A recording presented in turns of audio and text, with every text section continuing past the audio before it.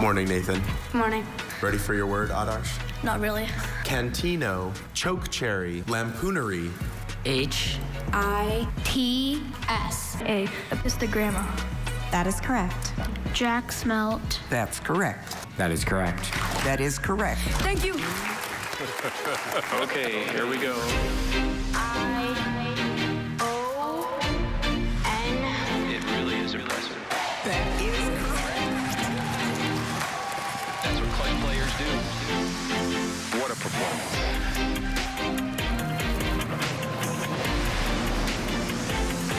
You're destined for great things. Hello, everyone. Welcome to the 2025 Scripps National Spelling Bee Semifinals. I'm your host, Paul Leffler, and we're coming to you once again from our nation's capital. This competition's always exciting, but even more so this year because we are celebrating our Centennial, 100 years of the bee. What an incredible milestone. And we started the day yesterday with 242 champion spellers. Now we're down to these 57 varieties of semifinalists. Before we start the competition, let's check in with some of those bee people who make it all happen, like our head associate pronouncer, Dr. Brian Sietzema. I know you're always ready, right?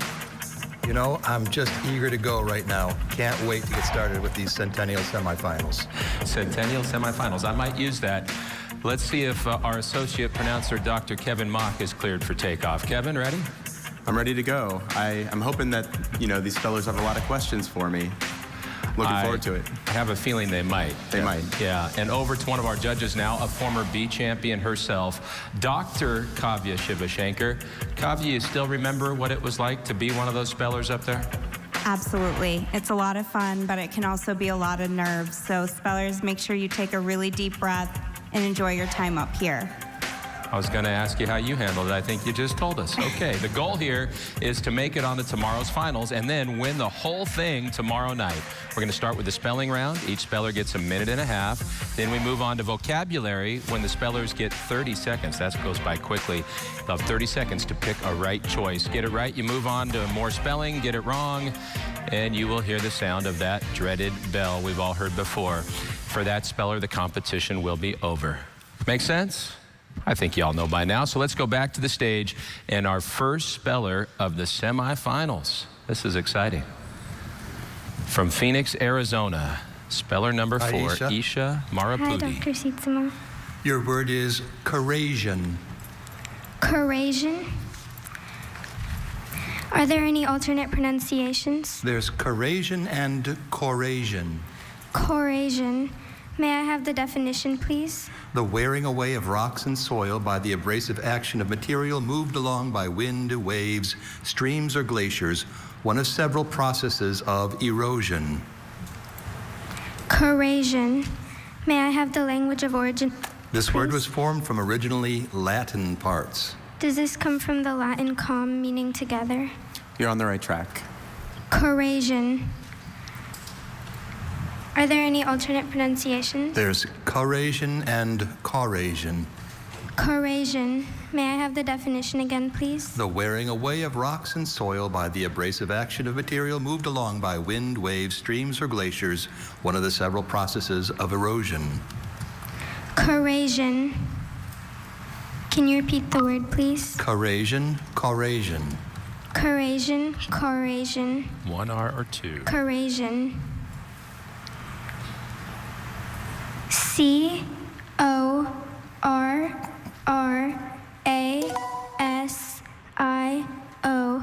Corasian. That is correct. Thank you. It's Isha's first time her. 32 of the spellers in these semis haven't been to Washington Sumuk, before. your word is cathepsin. Cathepsin. Can I have all of the information?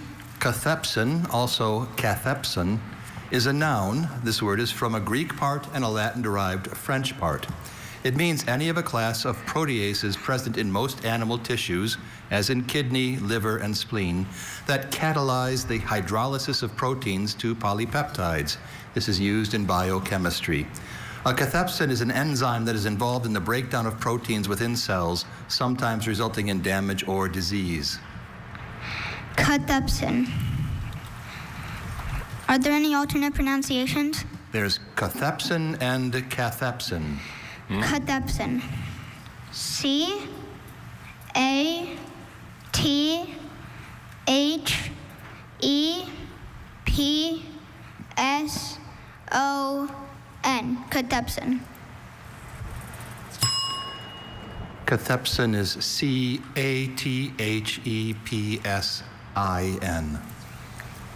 Great work. Suma, what an impressive debut at such a young age. You've really impressed us all. We hear that you love conducting science experiments to satisfy your curiosity, and we hope that same spirit of exploration brings you back to the bee again. Hope to see you next year. We'll count on it. He was our only fourth grader to make the semifinals this year. We have 6 fifth graders, 6 sixth graders, 21 seventh graders, and 23 eighth graders in their final year of eligibility. Like Aaron, Aaron your Lee. word is dactyliomancy. Dactyliomancy. May I have all the information, please? Dactyliomancy is a noun. This word was formed in French from originally Greek parts. Dactyliomancy means divination by means of finger rings. Solma criticized the movie's depiction of dactyliomancy on several counts, including the use of a pool ring and just how badly the tie-dyed sheets worked as robes. Does this come from the Greek root dactyl, meaning digit or finger? Yes. Are there any alternate pronunciations? I have only dactyliomancy. Dactyliomancy.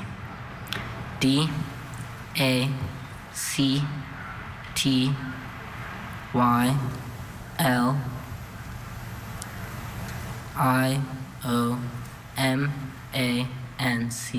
Dactyliomancy. That is correct. Aaron Lee, moving on. He was here last year, one of 25 repeaters on this stage right now. Hi, Dr. Seatsma. Hello, Oliver. Here's another one. Your word is mashlum. This mashlum is a noun, and it means a crop consisting of a mixture of cereal and a legume. Mashlum, can I have all the information, please? Mashlum is a noun. This word is from an originally Latin word that passed to French and then English. It means a crop consisting of a mixture of a cereal and a legume. In Scotland, farmers planted a mixed crop of mashlum, usually oats with either peas or beans, which served as a nutritional food. Mashlum. Mashlum? Mashlum? Mashlum. Okay. Mashlum. Could you repeat all the information, please? Mashlum is a noun. This word is from an originally Latin word that passed to French and then English. A crop consisting of a mixture of a cereal and a legume. In Scotland, farmers planted a mixed crop of mashlum, usually oats with either peas or beans, which served as a nutritional food. Mashlum. Schwa in the second syllable. A lot of possibilities for which vowel that'll be. Mashlum. Mashlum, okay. Mashlum, M-A-S-H-L-U-M, Mashlum. That is correct. That's the right one, and a couple times now we've seen Oliver pretty taken aback to hear that it's correct. Lawrence Yee is next, 8th grader from Merced, California. Lawrence, your word is endarterectomy. Endarterectomy. Endarterectomy. Can you give me all the information? Endarterectomy is a noun. This word is made up of Greek-derived Latin elements. It means surgical removal of the inner layer of a blood vessel when thickened, as by abnormal fatty deposits, or occluded, as by plaques on the innermost lining. An endarterectomy is performed to improve blood flow and reduce the risk of blood clots or stroke. Endarterectomy. Let me hear you say it again. Endarterectomy. Right? Okay. The trickiest part of this word may be cleared up by the definition. Endarterectomy.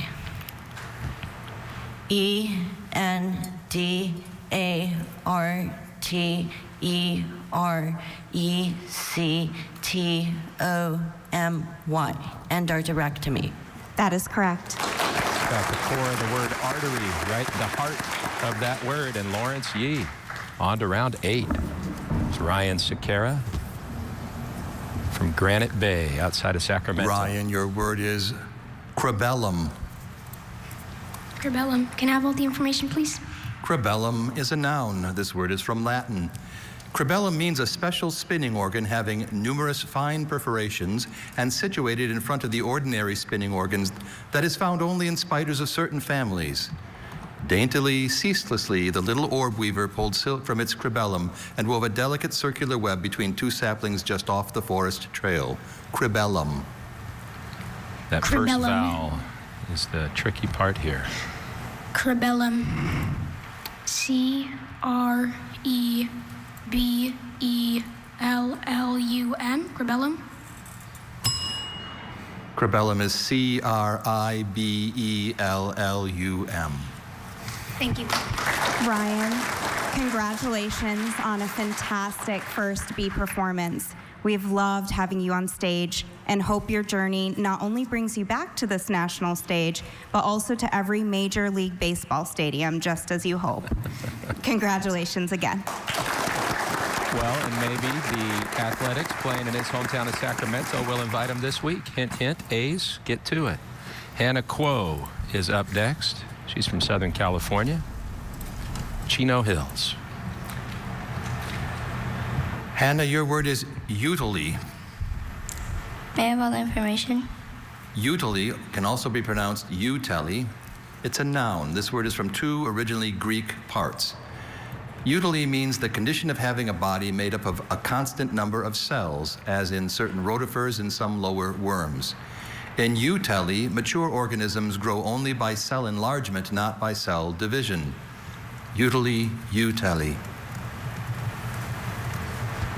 Can you repeat the language of origin? This word is from two originally Greek parts. Which I think she's familiar with. Maybe a temptation to double a consonant, but pretty straightforward for this round. E-U-T.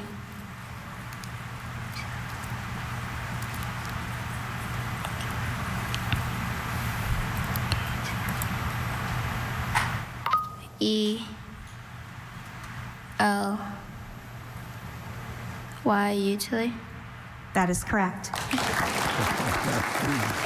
Can't squelch the smile for 7th grader Hannah Kuo. Here's one of our last 5th graders still going. Charlie Huang from Oak Park. Hello. Hello, how are you, Charlie? Good. Good. Your word is chapiter. This chapiter is a noun, and it means the head or uppermost member of a column crowning the shaft and taking the weight of the entablature. Chapiter. Can I have all of the other information? All right. So this word is a noun, and this word is from a word that went from Latin to French to English. The chapiter means the head or uppermost member of a column crowning the shaft and taking the weight of the entablature. As in Robinson described the chapiter as a mix from the Doric and Corinthian orders. Chapiter. Let me hear you say that. Chapiter? Chapiter. Can you please repeat the word? Chapiter. Once again, it hinges on the schwa in that middle syllable. That sound that could be any vowel. Chapiter. C-H-A-P-P-E-T-E-R.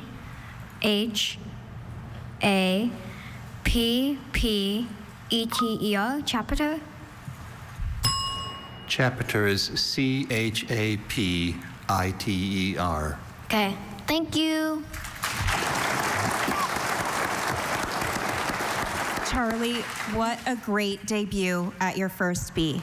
At just 11 years old and already a Pokemon specialist, we hear. You brought both skill and personality to the stage. We hope to see you back here again soon. Congratulations. Thank you. So it's been a tough round so far for the youngest among the semifinalists. Here's one of the veterans, though, 3rd time in Washington. Sarvadya Kadam from Visalia in California's San Joaquin Valley, just outside of Sequoia Kings Canyon. Ready, Sarvadya? Hi, yep. Yep, your word is terricoline. Terricoline? Terricoline. Terricoline, all info. Terricoline or terricolin is an adjective. This word was formed in English from an originally Latin word plus an English element. Living on or in or growing from the land. By using boulders at the corners of his house, local wood, an undulating floor plan, and natural light, Zachary established himself as an up-and-coming architect of terricoline dwellings. alternate pronunciations. There's ptericoline and tauricoline. I'm sorry, terricoline. Could you repeat the first one, please? Terricoline. Terricoline. This is an adjective. This is an adjective. Terricoline. Latin terra meaning earth or land. Yes. Latin colere meaning to live or inhabit. Yes. Could you repeat the word? Terricoline. Terricoline. Terricoline. Terricoline. That should clear up. Terricoline. Any questions? Knowing those roots. Terricoline.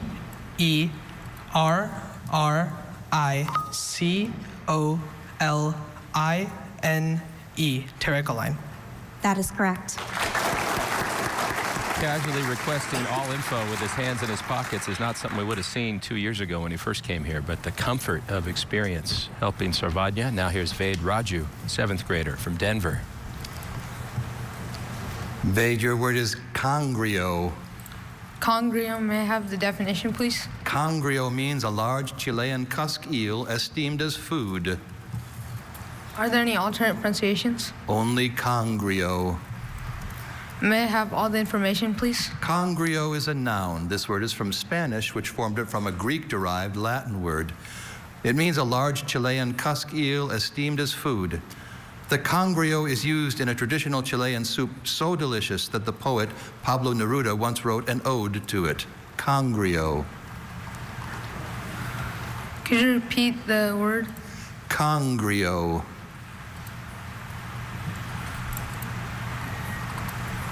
Vade, I'm going to have you say it back to us. Congrio?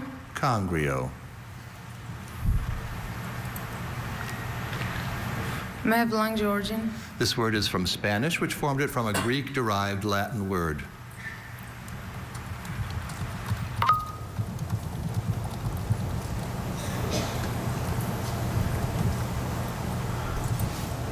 Could you say the word again? Congrio. You imagine it being more complicated than it is? Also, because of Spanish, maybe some extra letters he might think about inserting. Congrio. C-O-N-G-R-I-O. Congrio? That is correct. Thank you. Swallowed that congrio with one big gulp at the end there. Well done, Vade. Nathan Sedevendemy, representing Connecticut. Hello. Hello, Nathan. Your word is pasimeter.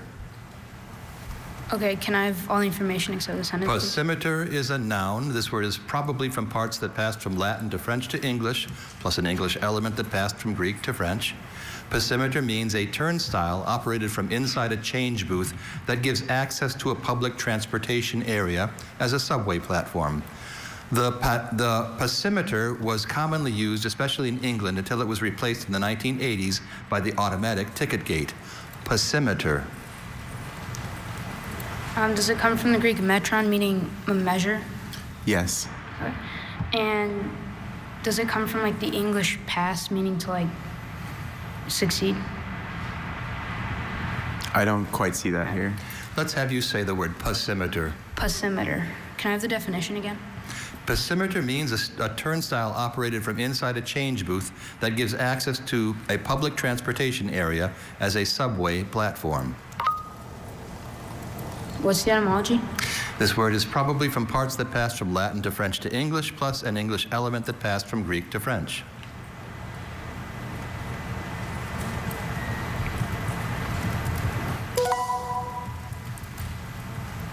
Pasimeter. P-A-S-S-I-M-E-T-E-R.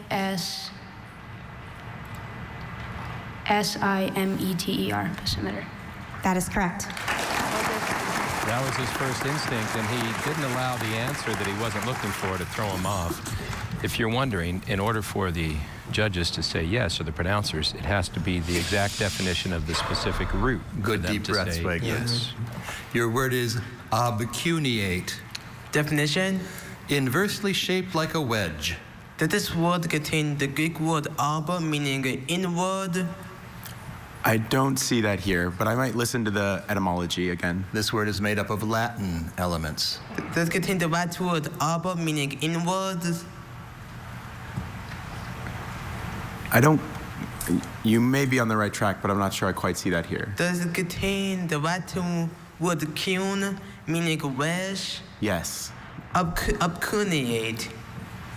O B C U N E A T E. Obcuneate. That is correct. Don't sleep on Zwei. His sister won it all. He's been working really hard, and we've seen that word before in this competition. Good way to prepare is to watch old spelling bees. Sometimes these words show up once again. Nicasio David from Fort Myers. Nicasio, your word is congiary. This congiary is a noun. It means a present or largesse, as of corn, wine, or oil, made in ancient Rome to the soldiers or the people. Congiary. Can I have all the information? Congiary is a noun. This word was formed in Latin from a probably originally Greek word plus a Latin element. It means a present or largesse, as of corn, wine, or oil, made in ancient Rome to the soldiers or the people. The emperor ordered a generous congiary to be made to the victorious army. Congiary. Congiary. Are there any alternate pronunciations? Just congiary. Congiary. Can I have the definition one more time? A present or largesse, as of corn, wine, or oil, made in ancient Rome to the soldiers or the people. Congiary. C-O-N-G-I-A-R-Y. Congiary. That is correct. Once again, resisting that thought in your mind. Is it more complicated than I think it is? No, it wasn't. Here's Srividya from Jacksonville. Your word is dulciana. Dulciana. Can I have the definition? A soft-toned organ flue stop having metal pipes of 4-foot pitch, 8-foot pitch, and 16-foot pitch. Dulciana or dulciana. Dulciana. Alternate pronunciations? Dulciana, dulciana. Language of origin? This word is from Latin. Repeat the word. Dulciana, dulciana. Dulciana. Am I saying it right? We'll tell you if we hear something amiss. Repeat the definition. A soft-toned organ flue stop having metal pipes of 4-foot pitch, 8-foot pitch, and 16-foot pitch. Repeat the language of origin. Latin. If he had said Repeat the Italian, word. she might think Dulciana, dulciana. Dulciana. Dulciana. Repeat the word again. Dulciana. Dulciana. Can you repeat the language of origin? Latin. Dulciana. Part of speech. Noun. Dulciana. Can you repeat the word one more time? Dulciana, dulciana. Dulciana. D-U-L-C-I-A-N-A. Dulciana. That is correct. Thank you. She's already made it further than she did last year, but she wants to go all the way. Well done, Srividya. Nikhil Shah is from Coral Gables, Dr. Florida. Sietsema? Good afternoon to you. Your word is pleiopod. May I have all the information, please? Pleiopod is a noun. This word was formed from originally Greek elements. Pleiopod means an abdominal limb of a crustacean. Adriel was so fascinated by the movement of each pleiopod of the swimming crab that he filmed a short underwater video. Pleiopod. Can I have the etymology again? Formed from originally Greek elements. Does this word contain Greek podos, meaning foot? Yes. Okay. I've always wanted to ask a root word question. You just did.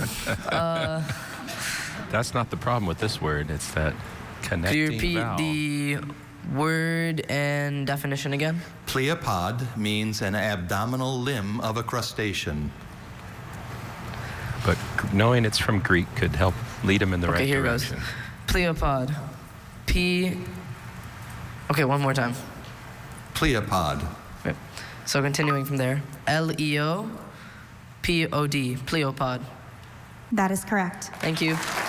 Usually you'll hear someone start over and say the letter again. He continued. He knew where he was. Well done by Nikhil. Well, we're just getting started. In that round, we had a dozen spellers make it through to the next round, while 3 heard the sound of that bell. But we're just getting going with the semifinals. If you look at your screen, when you see the B, that means they're moving on to the next round. So if those wings are buzzing, that means you'll see them in round 8. So Hannah Quo moving on, so is Sarvadnya. Then we see Nathan, Zwe, Nicasios, Rivija, and Nikhil all moving on to round 8. So much more spelling still to come here at the 2025 Scripps National Spelling Bee Semifinals presented by Walmart. We'll return right after this. The Scripps National Spelling Bee, presented by Walmart. Get your prescription delivered in as fast as an hour with Walmart Express Delivery.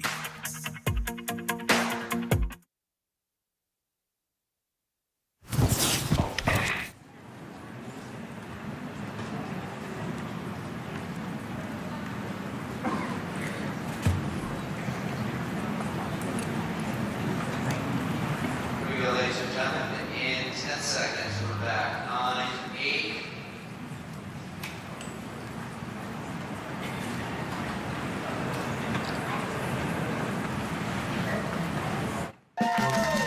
The energy is high in the room as we continue with our 100th anniversary Spelling Bee Trivia. I'm your host, Zach Sherwin, and you are my guest.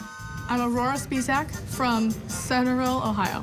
Aurora from Centerville, Ohio. With a heck of a bucket hat. I want to get one of those by the end of the bee. All right, my friend, here we go. Multiple choice spelling bee trivia. The amount of prize money awarded to the first national champion in 1925 was A, $25. B, there was no prize money, but the winner got a lovely basket of baked goods to take home. C, $500. Or D, there was no prize money and the winner had to pay the bee for the hard work they did coming up with words to spell. C? C is the correct answer. $500 for Aurora. Congratulations, my friend. Enjoy that stuffy and best of luck this week.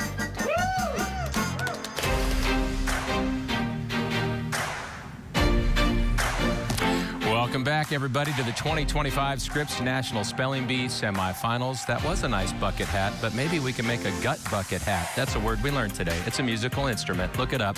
Joining us now, a woman who knows that and a lot more, because she's been with the bee for over half of its existence now, our head judge, the ringer of the dreaded bell. It's not with her now, so don't worry, Mary Brooks. Mary, welcome back. How excited are you for this milestone year? Beyond excited. It's like none of the other bees I've been involved in, and yet in so many ways it's as familiar, but there's so much new going on. Did you really say beyond excited? I think I might have. And there's a bee on your finger, a bee on your wrist, a bee on your neck, a bee on your ears, probably your shoes too? Yes. Not on your forehead, not yet. Stay tuned.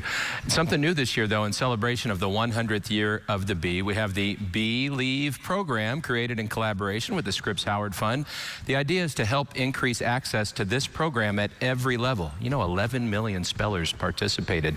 To donate, scan the QR code on your screen or text spelling to 50155. And with a generous matching grant from the Adam R. Scripps Foundation, your gift is going to get doubled. So if you give $100 for the 100th year of the bee, that's going to double to $200, which fully covers the enrollment cost of one school for the entire year in the Scripps National Spelling Bee program. So we encourage you to scan that QR code or text to donate. Ready to watch some spelling, Mary? Absolutely. All right, she doesn't have a bell. It's still up there, though. To the stage for the next speller. We're in round 7 here, semifinals. And Sarv Daravne from Dunwoody, Georgia, Dr. 5th grade. Hi, Sarv. Here we go. Your word is quern. Quern, may I please have all the information? Quern is a noun. This word is originally English.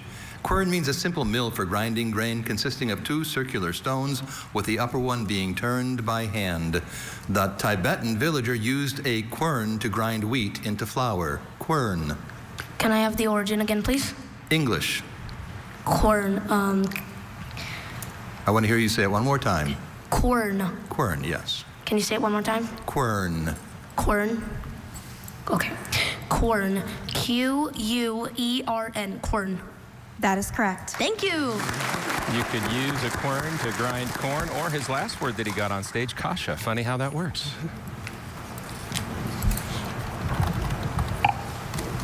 Sarah Daoud, our other Georgian, remaining in the competition. Hi, Dr. Sietzema. Hi, Sarah. Your word is spurketing. Can I have all the information? Spurketing is a noun. This word is from an English word. Spurketing means planking consisting of timbers that are heavier than the ceiling and are worked above the waterways in a wooden ship.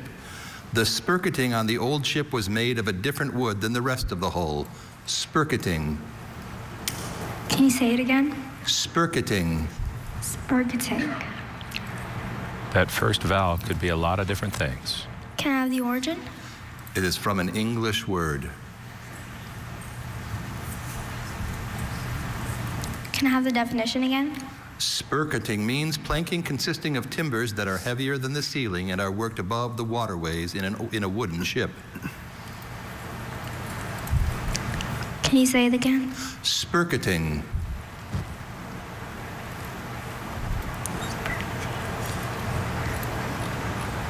Can you say it once more? Spurketing. Spurketing.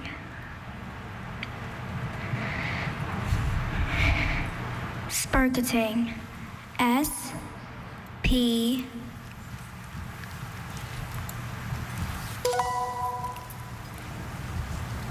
U-R-K-E-T-I-N-G.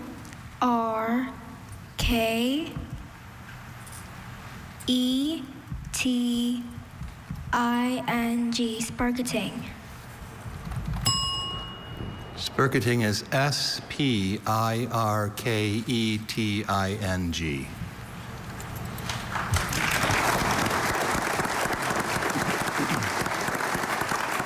Sarah, congratulations on a wonderful first B.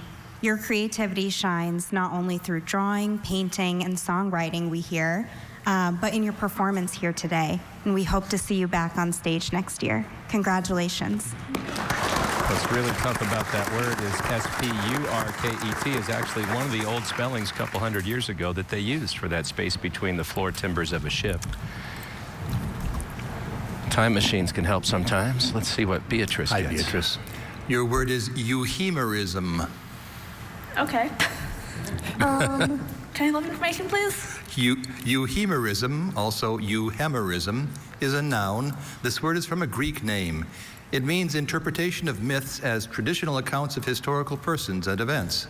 While studying euhemerism, Sergei learned that the Roman god Vulcan's discovery of how to make bronze and iron could be interpreted as an account of the human invention of metallurgy. Euhemerism. Euhemerism. That third syllable could be a concern. Okay. Euhemerism. E-U-H-E-M-O-R-R-H-I-S-M. Euhemerism? Euhemerism is E-U-H-E-M-E-R-I-S-M. Fair enough. Beatrice, what an outstanding achievement at the B. We hear you're also a National History Day National Context winner, and we're proud to celebrate all of your remarkable successes, and it has been truly such a pleasure to watch you compete on the national stage this year. Congratulations. So Mary, maybe after this next speller, you can explain how what Kavya did started, because I think you started that kind of organically, giving these tribute speeches when a speller who's done real well exits. Let's see how Yaya fares here. Hello, Yaya. Your word is osphresis. Osphresis. May I have the etymology, please? This word is originally from Greek. Can I have the Greek os meaning bone? I don't see that here. All right, osphresis. May I have all the information, please? Osphresis is a noun. It's from Greek. It means the sense of smell. Impaired osphresis can be not only irksome, but also dangerous. Osphresis. Well, that does not sound good. Osphresis. Osphresis. What's the etymology again? From Greek. Osphresis. O-S-P-H-R-E-S-I-S. Osphresis. That is correct. For that word, I guess we can say he sniffed it out, and that is a word we've seen before. Mary, where did that come from? You're starting to give tributes to spellers. It began during the pandemic when we were doing a lot of the competitions online. And Zachary, your word is panurman. Yes. Panierman is a singular noun. Panierman means an officer, as formerly at the Inns of Court, having various duties connected with the provision and serving of meals. Panierman or panierman? Can you give me all of the information? Panierman or panierman is a noun. This word consists of an element that passed from Latin to French to English, plus an originally English element. It means an officer, as formerly at the Inns of Court, having various duties connected with the provision and serving of meals. Harry, the panierman at Lincoln's Inn in London, was charged with keeping the members fed. Panierman, panierman. And it's a singular noun? It is a singular noun. Panierman. Panierman. So that gives them the ending. P-A-N-N-I-E-R-M-A-N. Panierman. That is correct. Thank you. Our only speller from Kentucky keeps on rolling.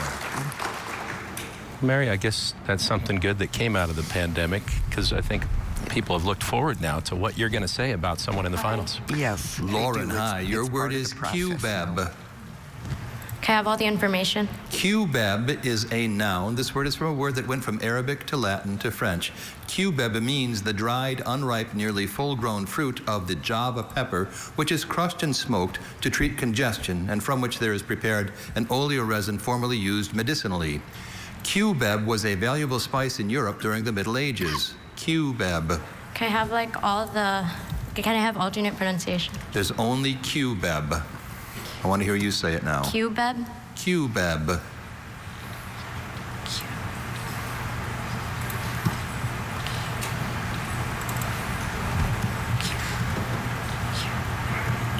QBEB? QBEB.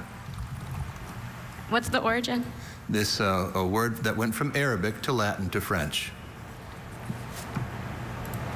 That first QBEB? syllable could be formed a lot of different ways. It sounds like she heard him correctly. C-U-B-E-B, QBEB. That is correct. She sure did. Mary, 53 years worth. That doesn't get old, does it? Never, never. Love their reaction. That was one of the better gasps I think we've heard. Here's Megan Barrientos. Megan, your word is myelination. Can you repeat the word? Myelination. Can you give me all the information? Myelination is a noun. This word is from ultimately Greek and Latin-derived elements. Myelination means the process of acquiring a layer of soft white material around the axons of some neurons. Proper nutrition in infancy is a key factor in full myelination of the nervous system, without which lifelong ill effects can result. Myelination. Can you repeat the word again? Myelination. Myelination, M-Y-E-L-A-N-A-T-I-O-N, myelation. Myelination is M-Y-E-L-I-N-A-T-I-O-N. Megan, congratulations on a great first B performance. We hear that you want to work in healthcare to make a difference in people's lives, and we can't wait to see what impact you'll have in the future. But we know that you've certainly already made an incredible impact here at the B. Congratulations again. Thank you. Great job. So far in the semifinals, Mary, it's still hard to ever hear the bell. You have to hear it every time you ring it. I do. It's rather soothing sometimes. Not for the spellers. So if you see a B, that means they're moving on. So Sarv and Yaya are on to round 8. Also advancing in the competition, Zachary and Lauren. And we're going to go right back to spelling. Next, we have Adarsh, one of our 6th graders, just 11 years old. We're in the semifinals. This is round 7 of the overall competition. So Acton, Massachusetts' Adarsh Fenkanagari. Adarsh, your word is focometer. This focometer is a noun. It means an instrument for measuring either the visual or the photographic focal length of an objective or of another optical system. Focometer. Focometer. May I have all the information? Focometer is the only pronunciation of this noun. This word was formed in French from an originally Latin part and an originally Greek part. It means an instrument for measuring either the visual or the photographic focal length of an objective or of another optical system. A phocometer is commonly used in non-medical settings to assess eyesight because it is inexpensive and simple. Phocometer. Oh, does this come from? Oh wait, does this come from? Wait, okay, can I have the origin? This word was formed in French from an originally Latin part and an originally Greek part. Does this come from the Latin metron, meaning like measure? I don't quite see that here, but listen again to the origin. This word is from an originally Latin part and an originally Greek part. Does this come from the Greek metron, meaning measure? Yes, it does. Phocometer may have. Okay, never mind. Phocometer. F-O-C-O-M-E-T-E-R. Phocometer. That is correct. Thank you. Others moves on to round 8. Focal was right there in the definition. That helped rule out a PH, perhaps. Hi, Dr. Cicero. Sanvi. Hello, Sanvi. Your word is tubefacient. Tubefacients. Can I get the ultimate tested language? This word is from Latin. Can I get the etymology? The same, from Latin. Okay. May I have all of the information? Tubefacient, also pronounced tubefacient, is an adjective. This word is from Latin. It means secreting or constructing a hollow, elongated, usually cylindrical body. The tubefacient fanworm manufactures its own cylindrical home, mixing sand and mucus together to make the channel in which it dwells. Tubefacient. Tubefacient. Second syllable. T-U-B-E-F-A-C-I-E-N-T.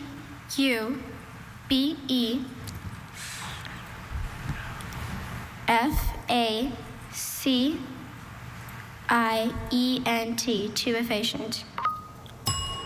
Tubefacient is T-U-B-I-F-A-C-I-E-N-T. Thank you.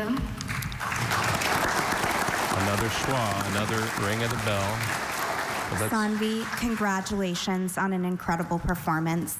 As the head editor of your school newspaper, you clearly have a talent for words. We're so proud of your accomplishment on this stage, and we're excited to see all of the amazing things you'll accomplish in the future. Congratulations. Thank you. That makes me wonder, Mary, maybe after the next speller, I'll give you some time to think about it. Have you ever had a speller come back years later and say, you know what you said to me after I missed my word meant this, XYZ to me? Think about it for a second. Let's see what Emmeline gets. Hello again, Emmeline. Your word is oxter. Oxter is a noun. It means the space between the inside upper arm and the body, the armpit. Oxter. Oxter. May I please have all of the information? Oxter is the only pronunciation of this noun. The word is from English. It means the space between the inside upper arm and the body, in other words, the armpit. Sitting on stage, waiting to receive his award, Kamran could only think about how the itch in his left oxter was driving him bonkers. Oxter.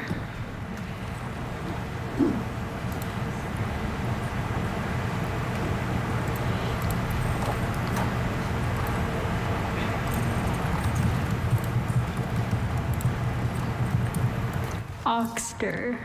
O-C-H-S-T-E-R. Oxter.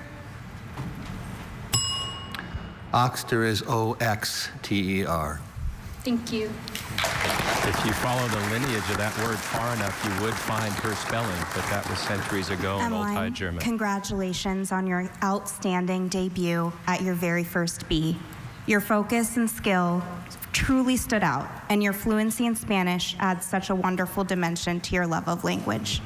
We're excited to see all the amazing places your talents will take you next. Congratulations. So, Mary, have there been times where spellers came back and mentioned something you'd said? Not spellers per se, but this year I had a first where a competitor who's still in the B came up to me and said, I've been watching you for years, and I just love Your what word you is say to the barretter. spellers This afterwards." barretter is a noun. It means an early form of radio detector operating by increased resistance when subjected to the influence of electric waves. Barretter. Barretter. Can I have the language of origin? This word is from a French word. Barretter. Can I have all the information? Sure. Barretter is the only pronunciation for this noun. It's a word from French. It means an early form of radio detector operating by increased resistance when subjected to the influence of electric waves. The barretter was invented in 1902 by the Canadian-born Reginald Fessenden, an early pioneer of radio technology. Barretter.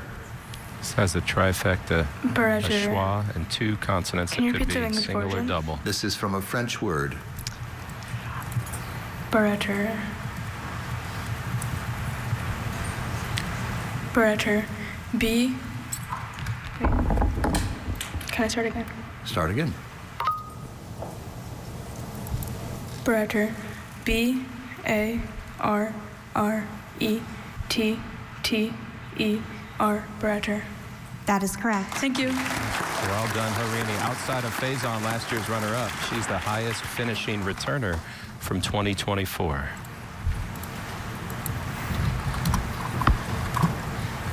Ishan is next.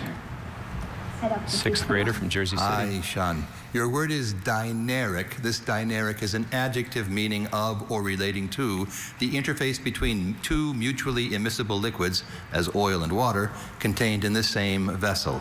Dyneric or dineric? Dyneric. Can I have all the information? Dyneric, also dineric, is an adjective. This word was formed from Greek and English parts. Dyneric means of or relating to the interface between two mutually immiscible liquids, as oil and water, contained in the same vessel. Lula loved watching the moving dyneric lines of the density column she made inside a soda bottle. Dyneric. Can you repeat the word one more time? Dyneric, dineric. Dyneric. D-I-N-E-R-I-C. Dyneric? That is correct. Thank you. Didn't even have to ask for those Greek roots that I know he knows. Says he wants to work for NASA someday. Don't count him out. Sharon Huang is next from Western New York. Sharon, your word is insinuendo. Can I have all the information, please? Insinuendo is the only pronunciation for this noun. This word comes from two originally Latin words. Insinuendo means an utterance intended to hint at or imply something subtly, slyly, or indirectly. Claire never lets an insinuendo pass unacknowledged.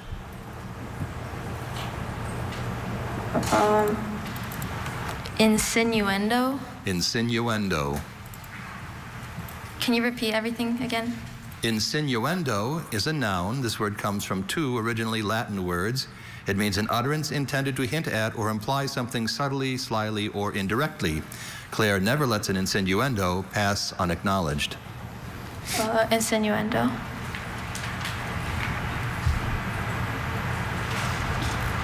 Insinuendo.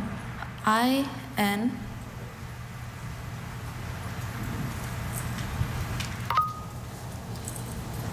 S-I-N-N-U-E-N-D-O.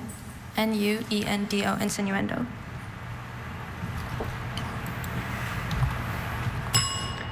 Insinuendo is I-N-S-I-N-U-E-N-D-O.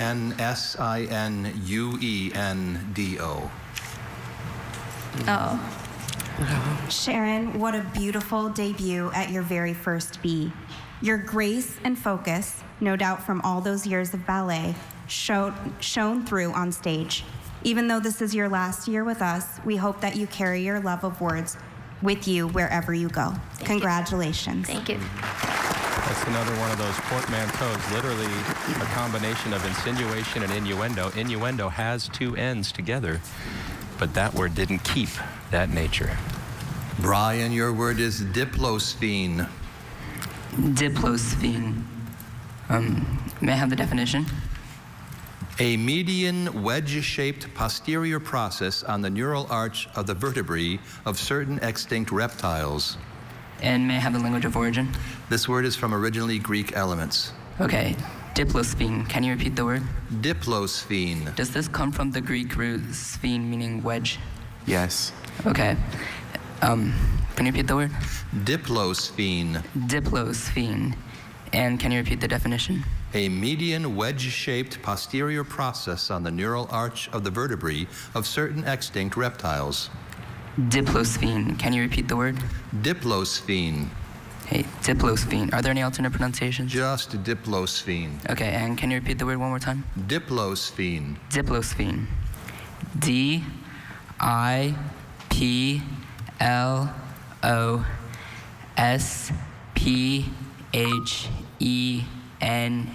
Diplosphene. That is correct. Thank you. Well done, Brian, trying to exceed that tie for 23rd 2 years ago here in Washington. And we want to get you straight on the latest with the spellers. Mary, any takeaways for you early in the semifinals? They're incredibly prepared, and this is exactly what we expect every year. They stay with us all the way to the end, so it's going to be exciting. There are some things that never change, like Mary Brooks. Adarsh is moving on, so is Harini. She made us a little nervous, didn't she? And let's look at the next set of names. We have Ishan and Brian advancing to round 8. But there's still a long way to go, Mary. Is there anything for people who maybe haven't watched the competition yet that you just can't wait to see in 2025? I think the reactions of the spellers and seeing their ability to be as confident as they are on that stage and pull it all together, even if it is a word that they have never seen before. That's the moment in which we just are all in awe of them. So that's what you have to look forward to. Amen to that. We're about halfway through this round. 20 spellers have been correct. 9 have heard the bell. You better get back to that bell or they may take it from you. I doubt that, but I'll head back there now. Thank you. Yeah, that's not happening. She's Mary Brooks, and we'll be back at the 2025 Scripps National Spelling Bee Semifinals right after this. The Scripps National Spelling Bee, sponsored by Neffy, epinephrine nasal spray.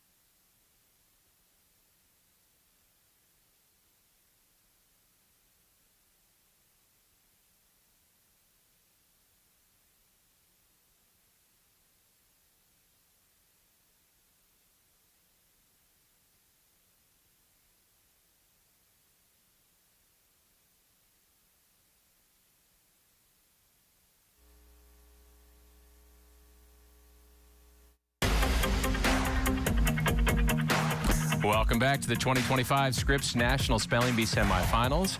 And a hello again to another familiar face, co-host Julie Grant from Court TV, but most significant on her resume, Court TV's great, but being a former speller at this bee, that's a big deal in this 100th year, Julie. Yes, my friend. I can't believe it's been 30 years since I was on that stage. I shouldn't say that. Did I just say that? That's awful. But it's great to be alongside you, Paul, and among these brilliant children. They're so impressive. And I know we want to get back to more spelling, so let's do that now. Back to the stage we go.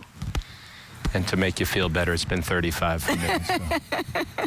We're all in this together, including Hello, Jay. He's only 10. Your word is macellum. Macellum is a noun. It means an ancient Roman market or market building, especially a meat market. Macellum. Macellum, may I have all the information, please? Macellum is the only pronunciation for this noun. This is a word from a word that went from Hebrew to Greek to Latin. It means an ancient Roman market or market building, especially a meat market. Phyllis toured the Colosseum, a statuary garden, and a macellum while on vacation in Rome.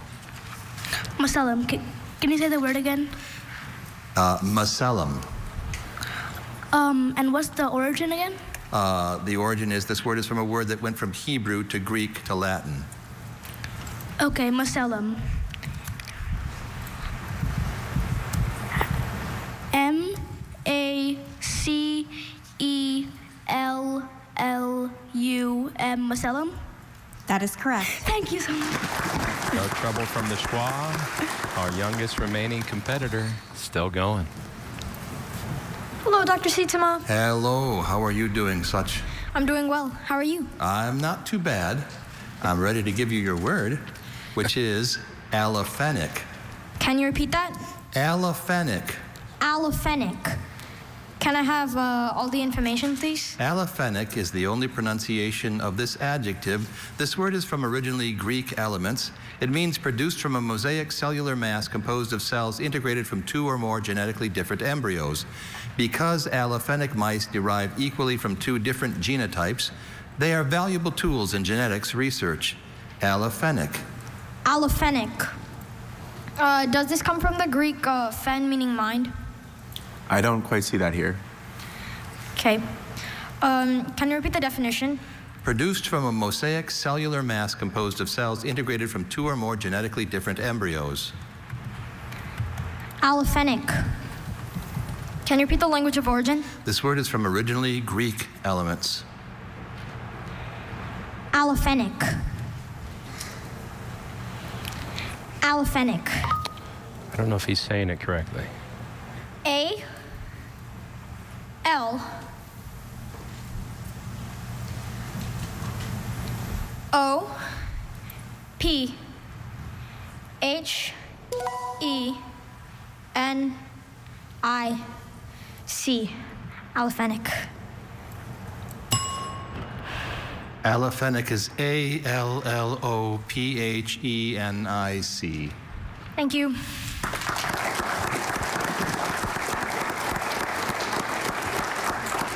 Such, what a powerful debut at your very first B. Your name means truth in Hindi, and it's clear that you have a real passion for discovering the truth about the world through words. We were so impressed by your performance and hope to see you back again. Congratulations. Thank you. 2 more times if he takes care of business in North Carolina. Here's another speller sponsored by Hello, the Dr. Carolina Sietsema. Panthers. Hello, Holden. Your word is avidya. Avidya is a noun. It means ignorance, specifically blindness to ultimate truth. Avidya. May I please have the language of origin? This word is from Sanskrit.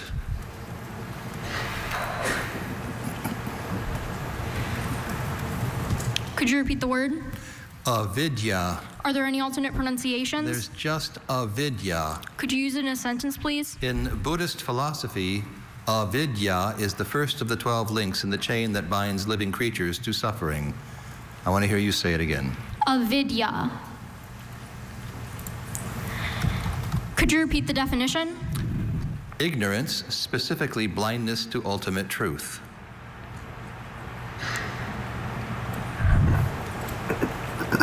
Avidya. Could you repeat the language of origin? Sanskrit.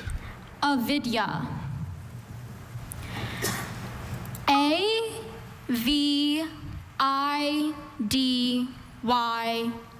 Avidya.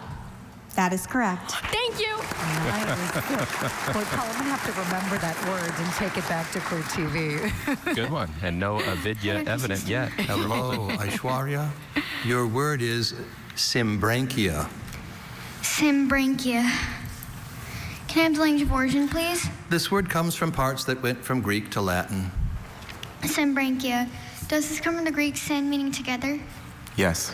Does this come from the Greek branchi, meaning gill? Yes. Okay, symbranchia. Can I have the definition, please? An order of teleos tropical fishes resembling the true eels but having the maxillaries and premaxillaries well developed and the pectoral arch joined to or near the skull. Symbranchia. Are there any alternate pronunciations? Only symbranchia. Symbranchia. Can you repeat the word, please? Symbranchia. Symbranchia. Am I saying it correctly? Symbranchia? We'll tell you if we hear different. Right. Symbranchia. Symbranchia. Could you repeat the word one more time? Symbranchia. Symbranchia. Symbranchia. S-Y-M-B-R-A-N-C-H-I-A.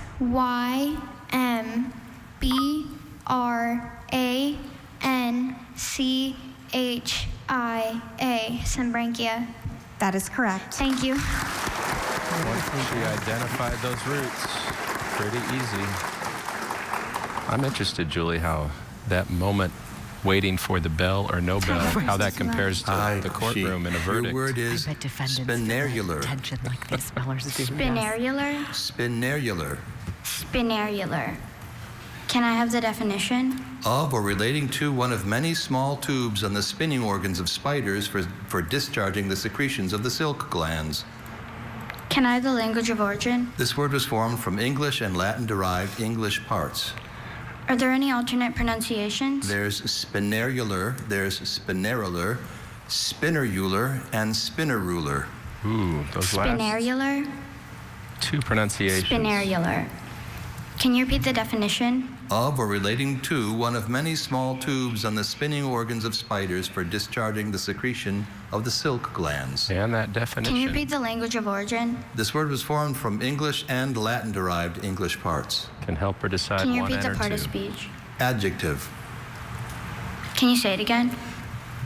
Spinerular. Spinerular. Spinerular.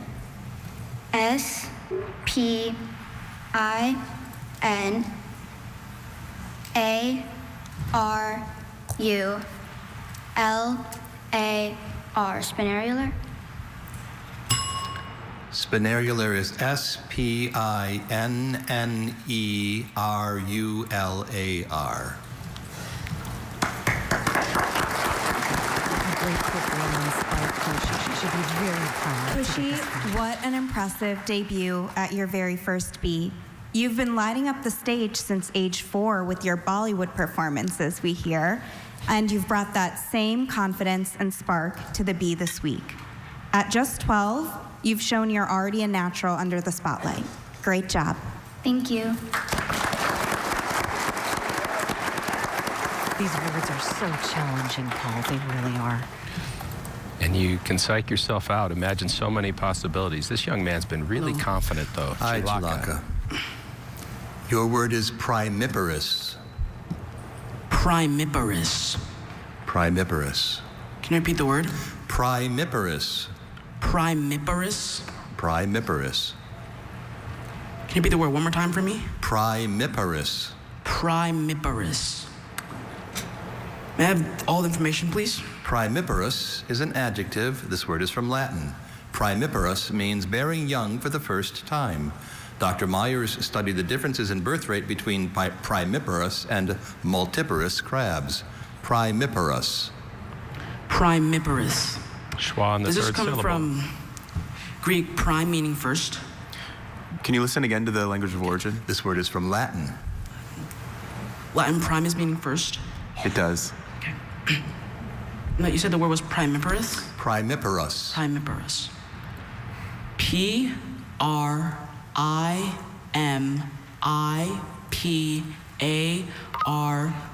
P-R-I-M-I-P-A-R-O-U-S. Primiparous. That is correct. Thank you.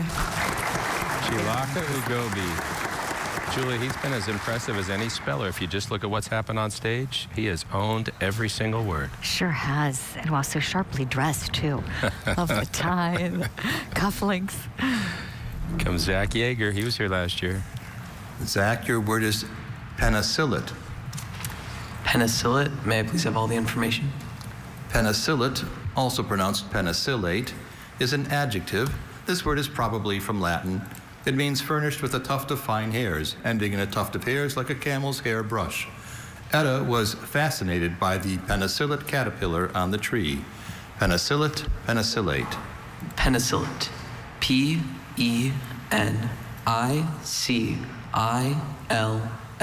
P-E-N-I-C-I-L-L-A-T-E. Penicillate. That is correct. Thank you.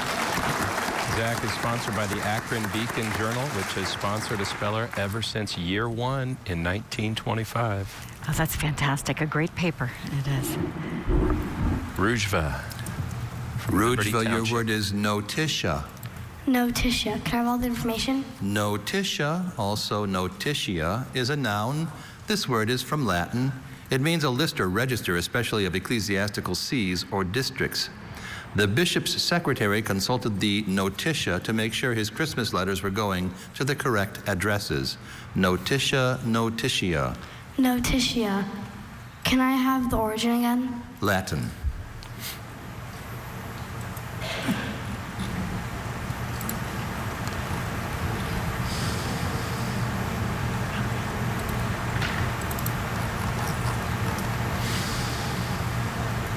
Notitia. N-O-T-I-T-I-A.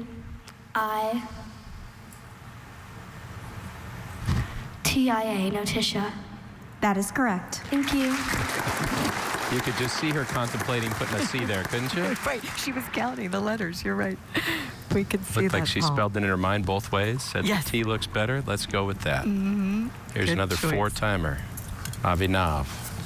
Your word is watteau. This watteau is a noun. It means a hat having a shallow crown and a wide brim turned up at the back to hold flower trimmings. Watteau, can I add a part of speech? Watteau is a noun. And Watteau, can I add a language of origin? This word is from a French name. Are there any alternate pronunciations? There's Watteau and Watteau.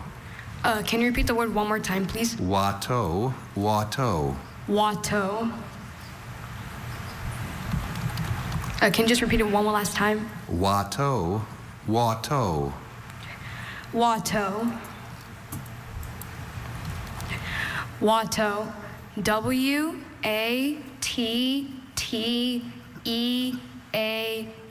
Watteau. That is correct. Thank you. We've seen that word before. In fact, some champions have gotten it. Sukanya and Carrie Close, who's one of the champions back this year. We'll meet her later. Vital, your word is Victrola. Victrola? Victrola. May I have all the information? Victrola is the only pronunciation for this trademark. It is used for an instrument for reproducing sounds by means of the vibration of a stylus or needle following a spiral groove on a revolving circular disc or cylinder. On special occasions, Samson gets out his grandfather's Victrola and breaks out some music by Spike Jones. Can I have the language of origin again? This is a trademark. It's a generational word, isn't it? When you're 13, it's not exactly in your everyday usage. Your vocabulary. Good point, Paul. V-I-C-T-R-O-L-A.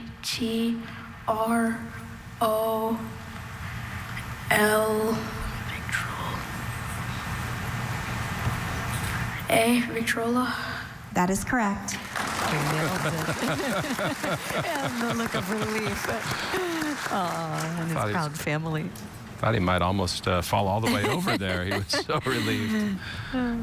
Here's Akshaj. Akshaj, your word is Adenitis. Adenitis? Adenitis. Does this have the Greek adon meaning gland? It does. Adenitis, does this have actually all of the info? Adenitis is a noun. This word is made up of originally Greek elements. It means inflammation of one or more lymph nodes. Benigno's adenitis was accompanied by a fever and sore throat. May I have the origin? This word was made up of originally Greek elements. Does this have the Greek itis meaning inflammation? I don't quite see that here as a root. Adenitis? Can you repeat the pronunciation? Adenitis. Adenitis? Can you repeat the pronunciation one last time? Adenitis. Adenitis. A-D-E-N-I-T-I-S.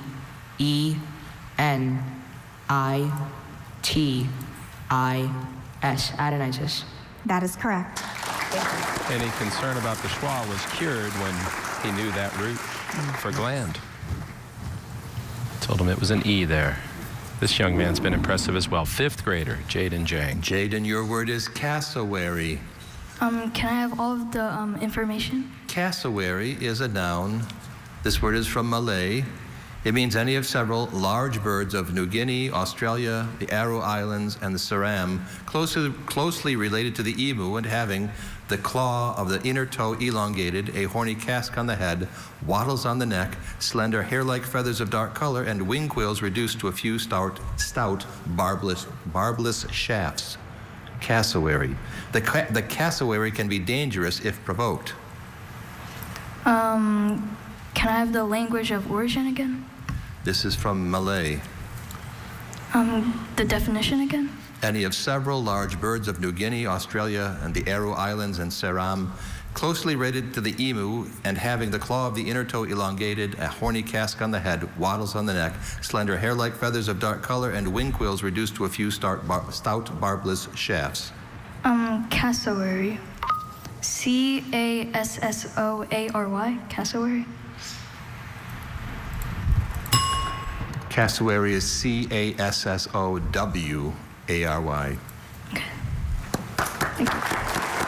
Malay is not a very common language of origin for this competition. Let's hear what Dr. Kavya has to say. Congratulations on returning to the B for another amazing run. We hear that you could spell before you could say full sentences, and I can't say that we are at all surprised by that. Clearly, your passion for words has been with you from the very start. Great job. Thank you. I have a feeling Jaden will be back, Paul. As a contender, very strong showing this year. And last round, Jane Ross was impressive with her knowledge of Greek roots. See what kind of word she gets this time. Jane, your word is pencil. This pencil is an adjective. This pencil means suspended from above, hanging, pendant, pencil. May I have all information? Pencil is the only pronunciation of this adjective. This word is from Latin. It means suspended from above, hanging, pendant. Athena bought a striking minimalist set of pencil shelves that hang on the wall from a single hook near the ceiling. Pencil. Are there any alternate pronunciations? There's just pencil. She knows one way it isn't Let's spelled. hear you say that. Because of the homonym. Pencil. An alternate pronunciation might have helped. That's a good point, Paul. Pencil. This is tricky. P-E-N-S-A-L. Pencil. Pencil is P-E-N-S-I-L-E.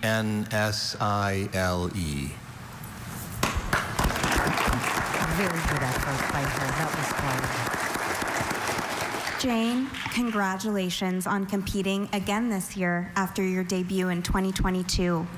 Your study of Spanish, German, and French shows your incredible dedication to languages, and it really shines through in your spelling.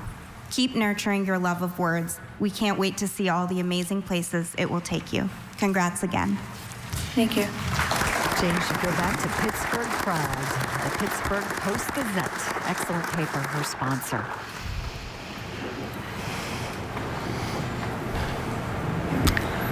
John, your word is dioptrate.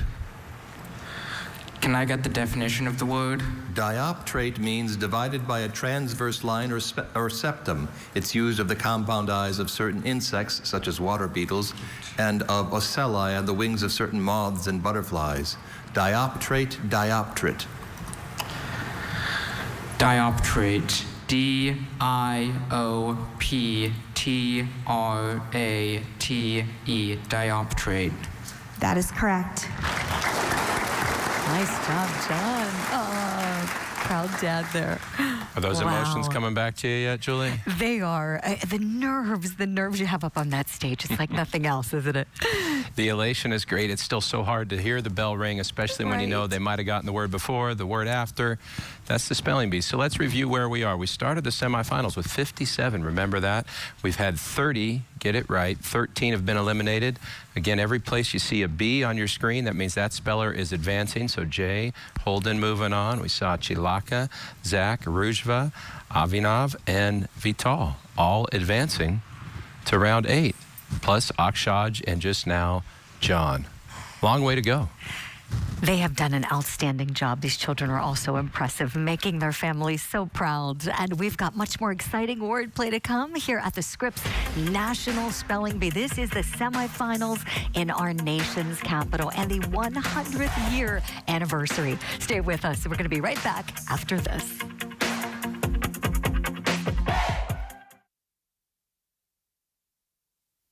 Octinocular, Breviloquence, aioli.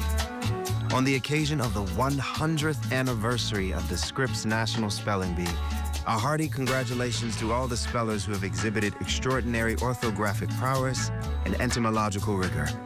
For that, we are exultant. E-X-U-L-T-A-N-T. Exultant. Congratulations.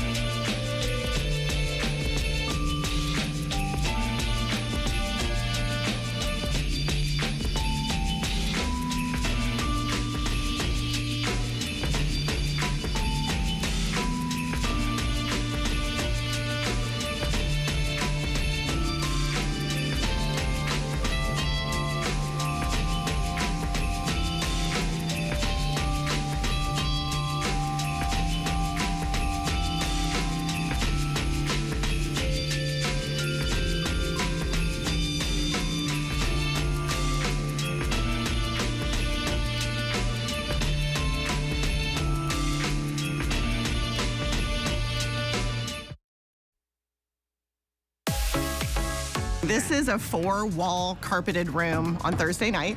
It takes about 2.5 days to get this turned into a television studio. It literally takes an army to make this happen. And what do you think? B Week is the Super Bowl for all of our spellers out there. This is new for the Centennial. This is the More Than Words exhibit. So we've got a whole bunch of different artifacts and pictures, and some of which have never been seen outside of the Scripps building before. We're going to welcome 243 spellers, and this is our first chance to meet them and interact with them. My favorite part of coming here is really the kids. I am over the moon to be here at the B this year, especially with the 100th anniversary. My message to the spellers, when you get to the mic, take a deep breath, breathe, and take it all in. This year's B is epic. The rock star of all Bs. Spectacular. This year's B is going to be beautiful.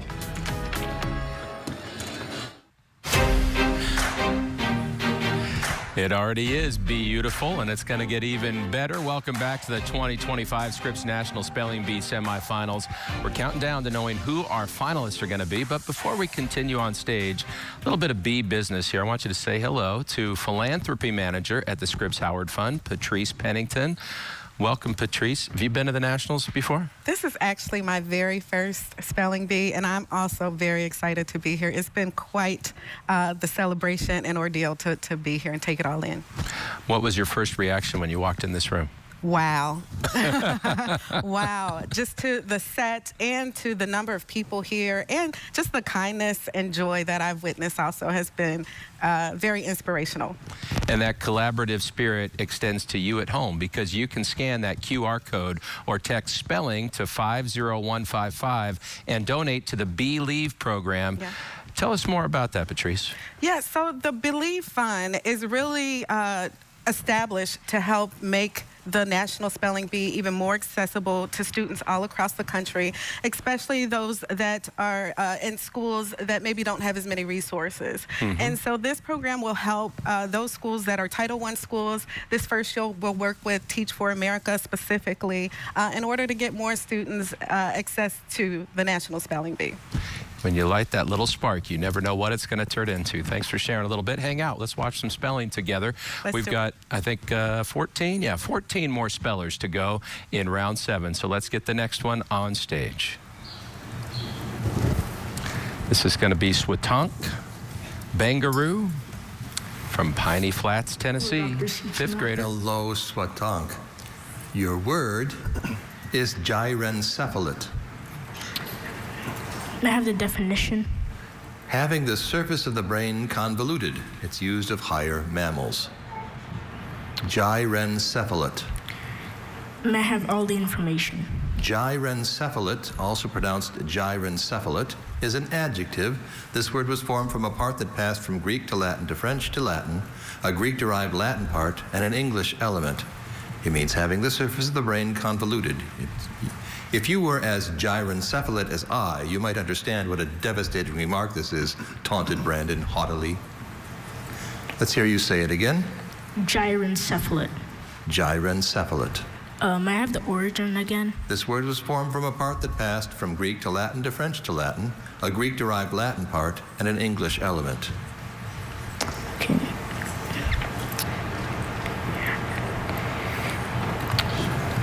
G-Y-R...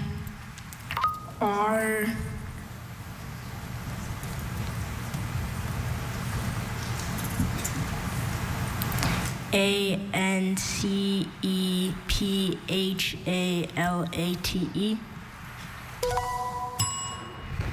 Gyrencephalate is G-Y-R-E-N-C-E-P-H-A-L-A-T-E. Thank you. I was hoping he may have studied similar words like encephalitis, maybe. You'll have to come back to hear some encouraging An outstanding words. performance at your first bee. At age 11, you've already taught yourself to code, and your excitement for learning new subjects speaks volumes about your drive and curiosity. We're so impressed by your dedication.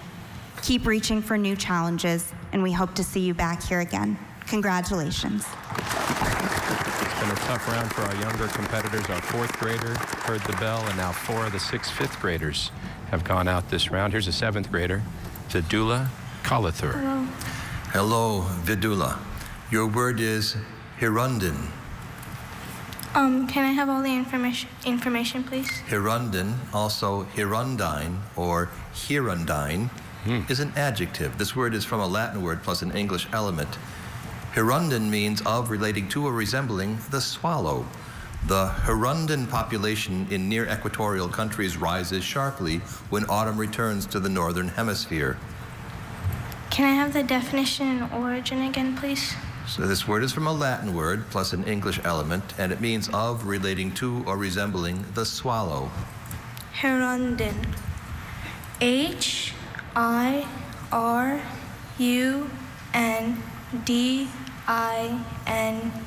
Hirundin. That is correct. Thank you so much. Another word spelled in this competition by a past champion, Juster Tyler Carroll, and Justin had it in 1995. Wonder if that's coincidence or intentionality with the word panel. Stay tuned, we'll find out. Long way to go in this competition. Arnie, your word is posse spiral. Posse spiral. May I have all of the information? Posse spiral is an adjective. This word was formed in English from originally Latin parts. It means winding around a center or pole and gradually receding from or approaching it with few turns. The common periwinkle is an example of a gastropod with a posse spiral shell. Posse spiral. Are there any alternate pronunciations? Just Posse spiral. Posse spiral. P-A-U-C-I-S-P-I-R-A-L.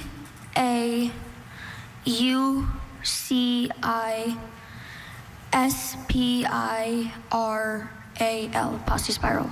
That is correct. Thank you. So Arnie from Amarillo. On to round 8. Not too many left here in round 7. Patrice, did you ever do a spelling bee growing up? No, I did not do the spelling bee, but we did have one at my school, and I got to root on my classmates. Hello, Isaac. So you have this kind of Your word experience. There you is go. donzella. This donzella is a noun. It means a young woman. Donzella or don'tsella. Can I have all the information, please? Donzella, also don'tsella, is a noun. This word is from a word that went from Latin to Provençal to Italian. It means a young woman. The students discussed the artist's use of light in a painting of a Venetian donzella. Can I have the word again, please? Donzella or don'tsella. Doncella. D-O-N-C-E-L-L-A. Doncella? That is correct. Thank you. I think having both pronunciations helped him clear up the Z versus a C. So Isaac Cancio is on to round 8. Here's Avishka. She's from Prosper, Texas. Sponsored by the Avishka, Dallas your Sports word is Commission. volcanism. Can I have all the information, please? Volcanism is a noun. This word is from a word that went from Latin to Italian to French, plus an English element of ultimately Greek origin. Volcanism means the frequency or number of annual broods, as of insects. Rising temperatures can accelerate crop destruction by increasing the volcanism of pests. Can you repeat the word? Volcanism. Volcanism? Volcanism. Can you say the language of origin? This word is from a word that went from Latin to Italian to French, plus an English element of ultimately Greek origin. Can you repeat the word? Volcanism. Latin in the derivation may help with that connecting vowel Volcanism? where the schwa sound exists. Volcanism. Can you give me the language of origin? This word is from a word that went from Latin to Italian to French, plus an English element of ultimately Greek origin. But Latin one just Volcanism? 5 Can you please languages there. repeat? Volcanism. Volcanism? V-O-L-T-O-N-I-S-M. Volcanism? Volcanism is V-O-L-T-I-N-I-S-M. Thank you. Had she heard only Latin, Avishka, maybe that would have made it easier. You have made a fantastic impression at your very first bee. Winning first prize in your district's creative writing competition shows just how gifted you are with words. Great job. Keep shining with your creativity and passion. Congratulations. Thank you. She's got one more year to come back. Well, so does Faison. He doesn't want to, though. He almost won it all last year. How are you, Faison? I'm good. How are you? You ready for this word? Sure. It's coming at you.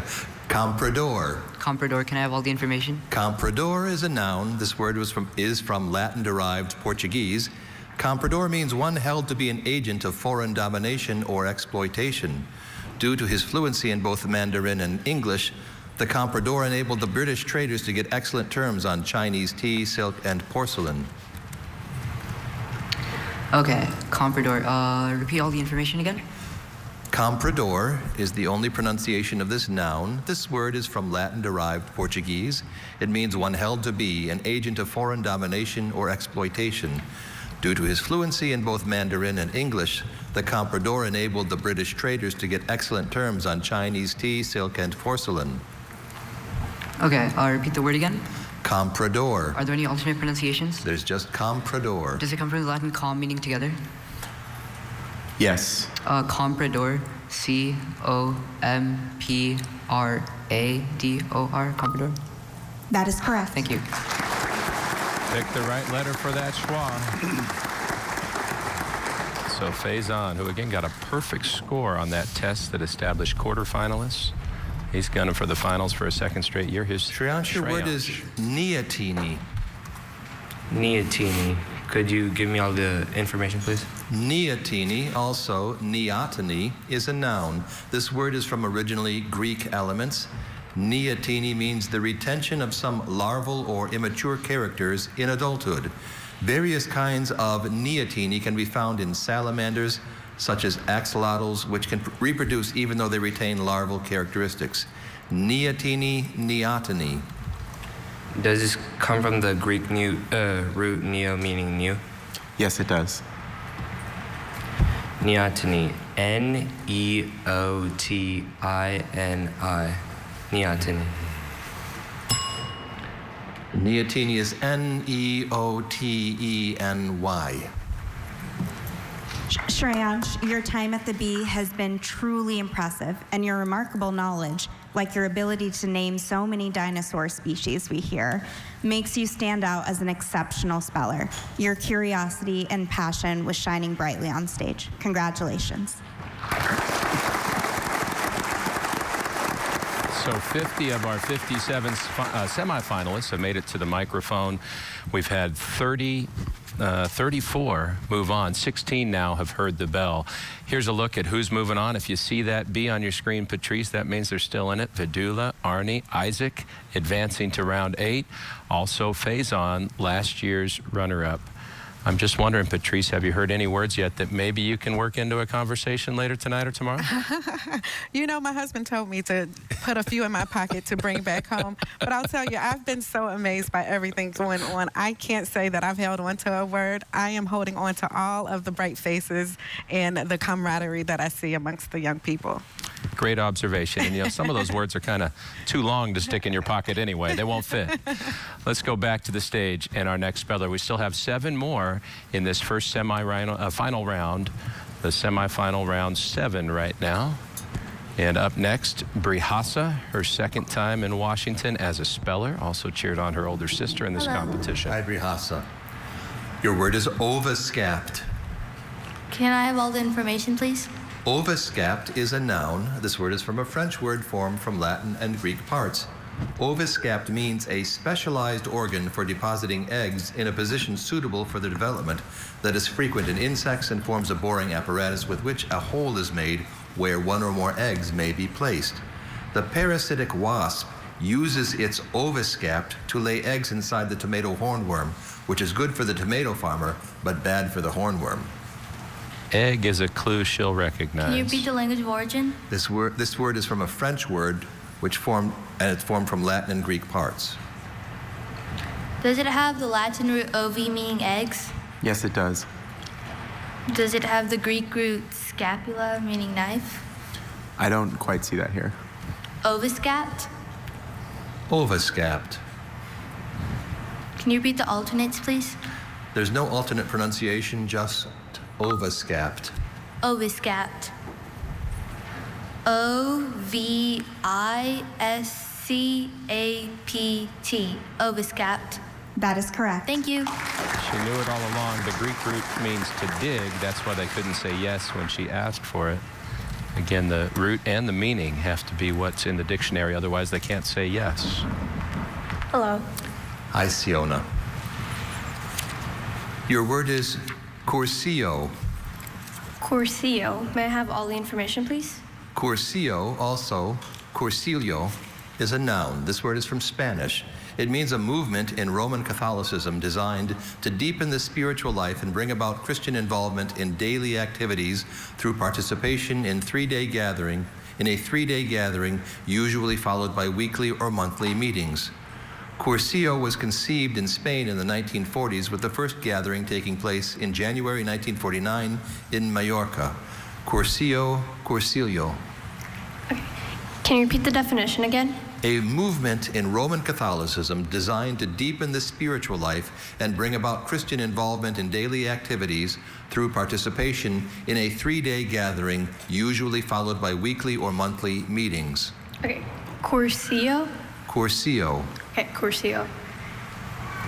C-U-R-S-I-L-L-O. Cursillo. That is correct. Thank you. It basically means course, or little course, and she passed that course. She's on to round 8. 5 more spellers in the round, starting with Roshan from the Roshan, Beehive your State. word is glassite. Can I have all the information? Glassite is a noun. This word is from Latin-derived German. It means a fossil resin resembling amber. The mineralogist examined the brownish-red sample of glassite she had collected during fieldwork in Germany. Glassite. Are there any alternate pronunciations? I see only glassite. Glassite. G. Oh, sorry. Can you say the word one more time for us? Glassite. Glassite. What? Glassite. Glassite. Glassite. Glassite. It's a big save by Dr. Shiva Can you Shankar say it a to little make bit sure slowly into the he gets the microphone? right vowel sound. Glassite.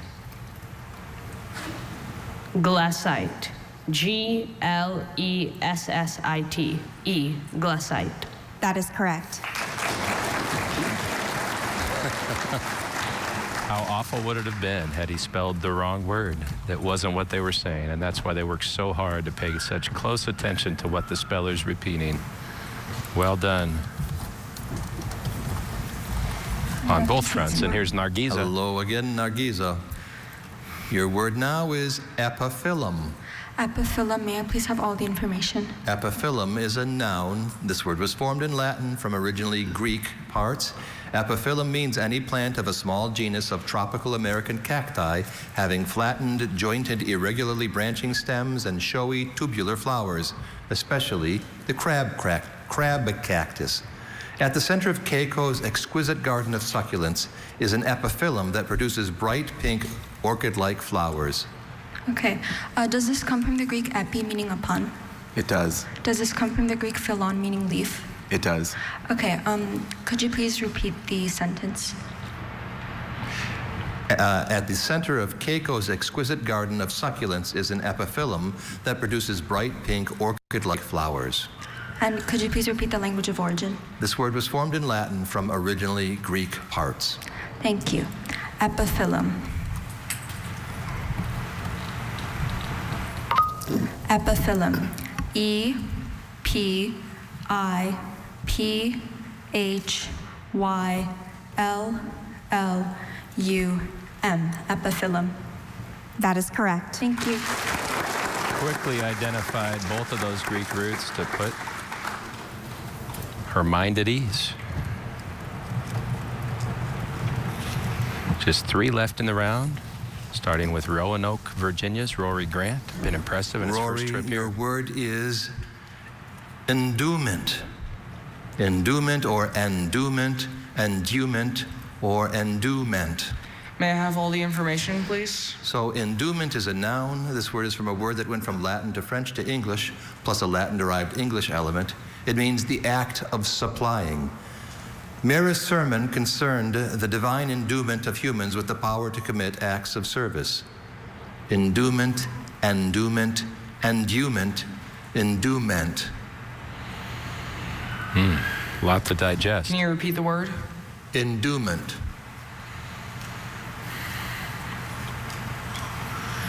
The French element of this pedigree presents a lot of Endowment. possibilities. E-N-D O-U-M-E-N-T. Endowment. Endowment is E-N-D-U-E-M-E-N-T. Rory, stepping onto the stage here for the first time with such poise is truly impressive. However, we hear that you're no stranger to the stage, having acted in over 20 plays since age 5, and even earning your own IMDb page. What a phenomenal achievement. You brought that same confidence and star quality to the B stage. Congratulations. Thank you. I can hear people Googling his IMDb page right now. And thanks again to Radford University for stepping up this year to sponsor that regional competition, sending Rory here. Up next, Declan, all the way from Snoqualmie, Washington. Ready, Declan? Yes. Obligor. Obligor May I have all the information, please? Obligor is a noun. This word is from a word that went from Latin to French to English. Obligor means one that binds himself or gives their bond to another, one that places themselves under a legal bond. Myra found that the obligor had vanished along with any chance of recovering the $50 he owed her. Obligor. Obligor. May I have the language of origin, please? This word is from a word that went from Latin to French to English. Obligor. O-B-L-I-G-O-R.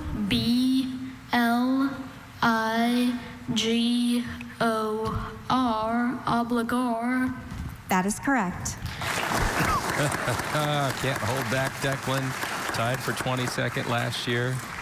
Trying to exceed that this year. And one final speller in round 7 from New Berlin, Wisconsin, 7th grader Ethan Robert.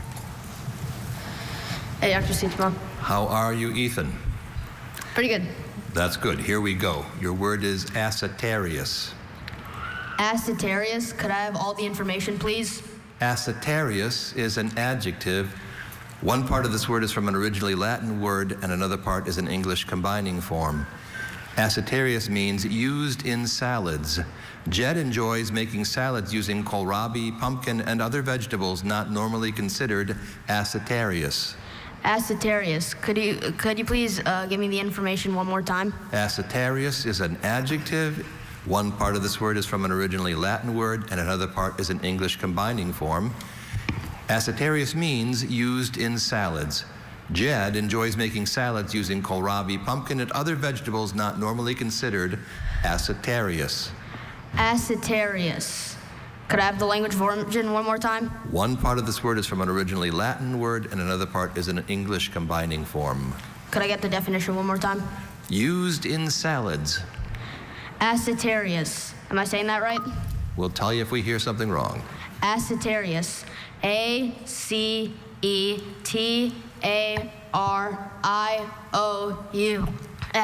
Acetarius.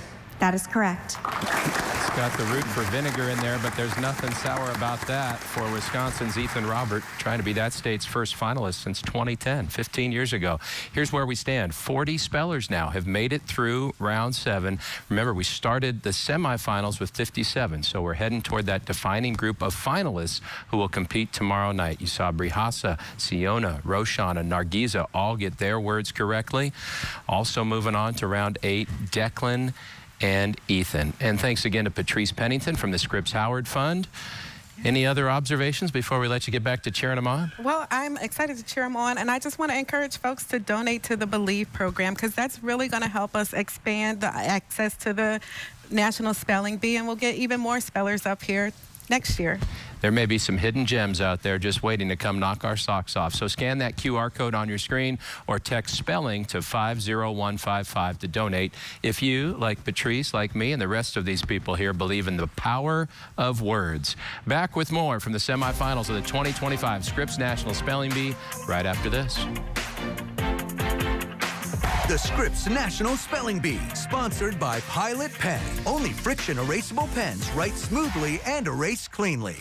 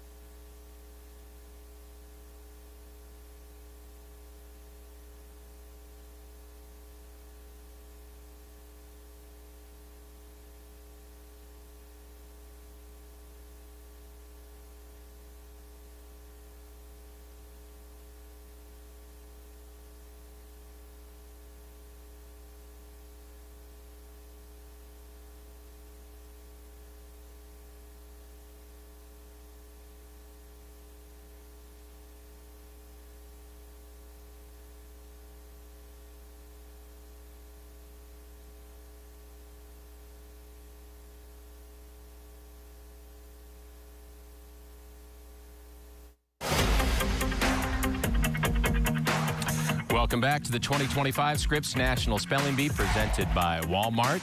Joining me at the desk is our sometimes co-host, sometimes pronouncer, all the time 2015 co-champion, Vanya Shivashankar, the first ever female pronouncer here, by the way. Vanya, do you notice when we get to this point in the competition, round 8 is going to be a vocab round, that the spellers put more pressure on themselves just because we're further along? And anything you would tell them now that they're the top 40 out of 11 million who started this competition somewhere? Of course. I mean, I totally understand where the spellers are right now. It's hard not to put that pressure on yourself, but I hope all of them just take a deep breath before we start this vocabulary round. They've made it so far already, and they're already all champions, and it's going to be fun. We're going to have a great time, and I hope they enjoy every moment they're at that microphone.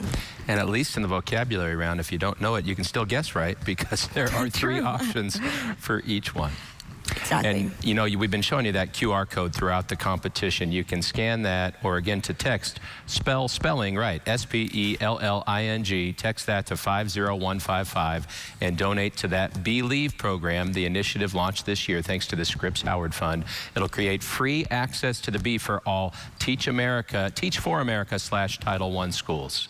And with a generous matching grant from the Adam R. Scripps Foundation, your gift is going to be doubled. So that means if you give $100 in this 100th year of the Bee, your gift will double to $200, fully covering the enrollment cost of one school for the entire year in the Scripps National Spelling Bee. Pretty great. Never know how big a difference that you're going to make. So we're on to vocabulary, and we just talked about some of the pressure there, and it's multiple choice. So you're looking for something that you can rule out with the other definitions, or zero in on the one that makes the most sense. How do you handle that? Exactly. So when I was competing, Paul, we didn't have this portion of the competition, but if I were one of the spellers, that would be exactly what I do. Look for any root words in the word. Look for anything that may be able to hint me to what definition it could be, and I'm sure they're going to do great. There was vocabulary where you were in it. You just didn't have all these people watching you. Exactly. I got to do it in the comfort of a written test, so people didn't have to see me not getting it right. But I don't think you guys want to see me doing that vocabulary round. They're much better than me, so. And the pronouncers, like you earlier, are there to put them at ease and make them comfortable. So let's quit talking about it and watch it. On to round 8, the word meaning round, 3 multiple choice options. And once again, Isha gets to start us off, 7th grader from Chandler, Arizona. Hi, Isha. Hi, Dr. Bailey. Okay, here we go. Munger. A munger is A trough in which feed is placed for animals to eat. B, a person engaged in the sale of a product. C, a hybrid between types of persons or things. A monger is B, a person engaged in the sale of a product. That is correct. Thank you. See that a lot of times as kind of a suffix in a lot of words. Which can kind of help determine what the definition is. Hi, Aaron. Lacuna. What is a lacuna? A play on words. B, a company of animals. C, a missing part.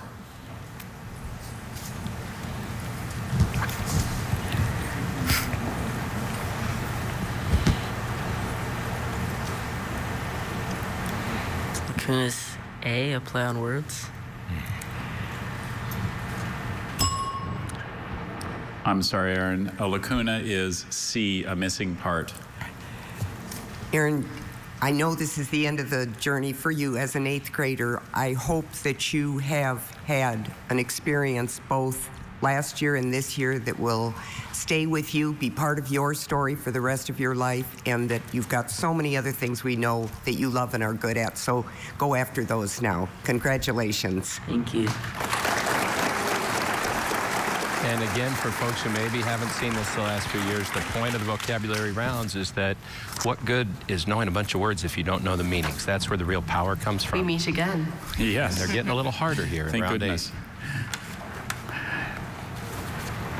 8. Juggernaut. What is a juggernaut? A massive crushing force. B, a court jester. C, a large tropical nut.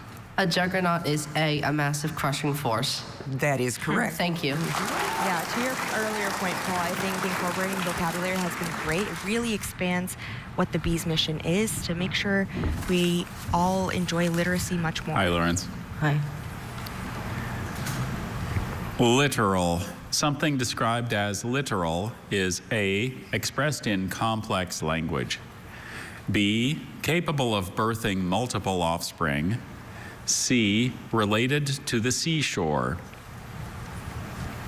Something described as literal is C, related to the seashore? That is correct. And in case you don't know California geography, the closest thing to a seashore there is Lake Yosemite outside of his hometown of Merced. So not exactly something in his backyard, but he has done his studying. Well Hello, done, Hannah. Lawrence. And Dr. Bailey. Baroque. If something is described as Baroque, it A, is dry and slightly spicy in flavor. B, has an elaborate design. C, thrives in underwater environments.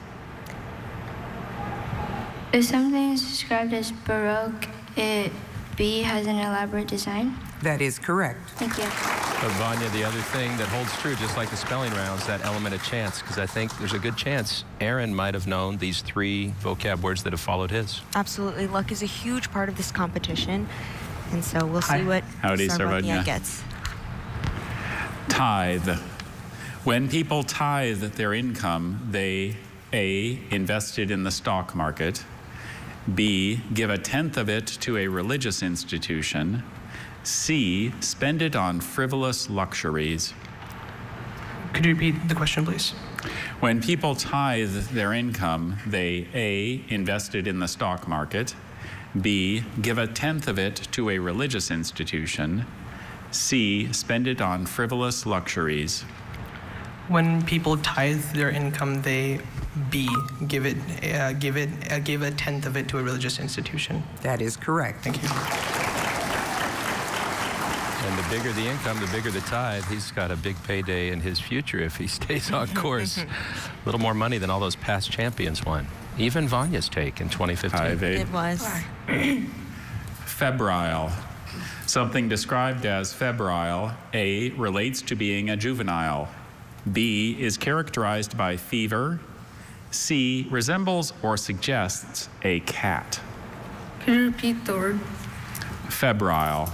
Something described as febrile is B, characterized by fever? That is correct. Thank you. I'm sure Ved's brother, Vic Crunk, is so happy that he was able to use his root knowledge to figure out febrile and know that febris means fever, and that would be the answer. Hello, Nathan. Says future Dr. Vanya. Acclivity. What is an acclivity? A, an ascending slope of a hill. B, an act conforming to conventional social behavior. C, a space hollowed out by decay. A, an ascending slope of a hill. That is correct. Thank you.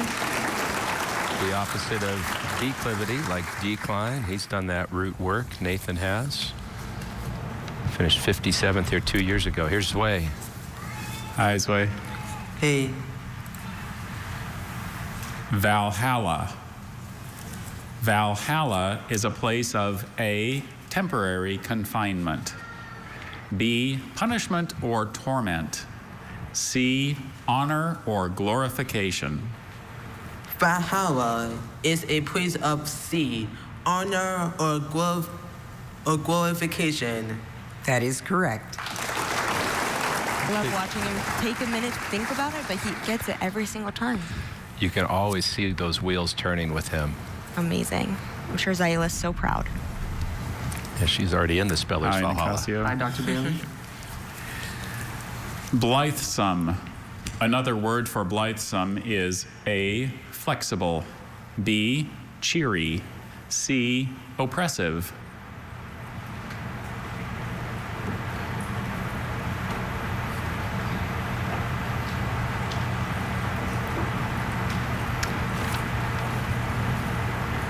C, oppressive.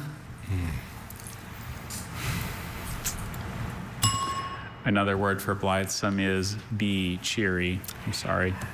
Casio, again, I know this is sort of the end of your journey, but we have sure enjoyed having you here last year and this year. And you are such an impressive young man. You've got so many other talents going for you in your math and reading area and the volunteer work that you do. So just go out and do those things you love now. And thank you for giving your dedication to this program and to spelling. Congratulations. We'll miss seeing him, but he really tried very hard, and he put up such an impressive performance this year. So we've heard the bell twice in this vocab round. 8 have been correct. Again, 40 started the round. Here's Sri Good Vidya. afternoon. Do you go by Shri or Sri Vidya? Sri Vidya. Sri Vidya. Okay. Disenfranchise. What does it mean to disenfranchise someone? A, to free them from a messy situation. B, to deprive them of a right, such as voting. C, to remove them from a throne.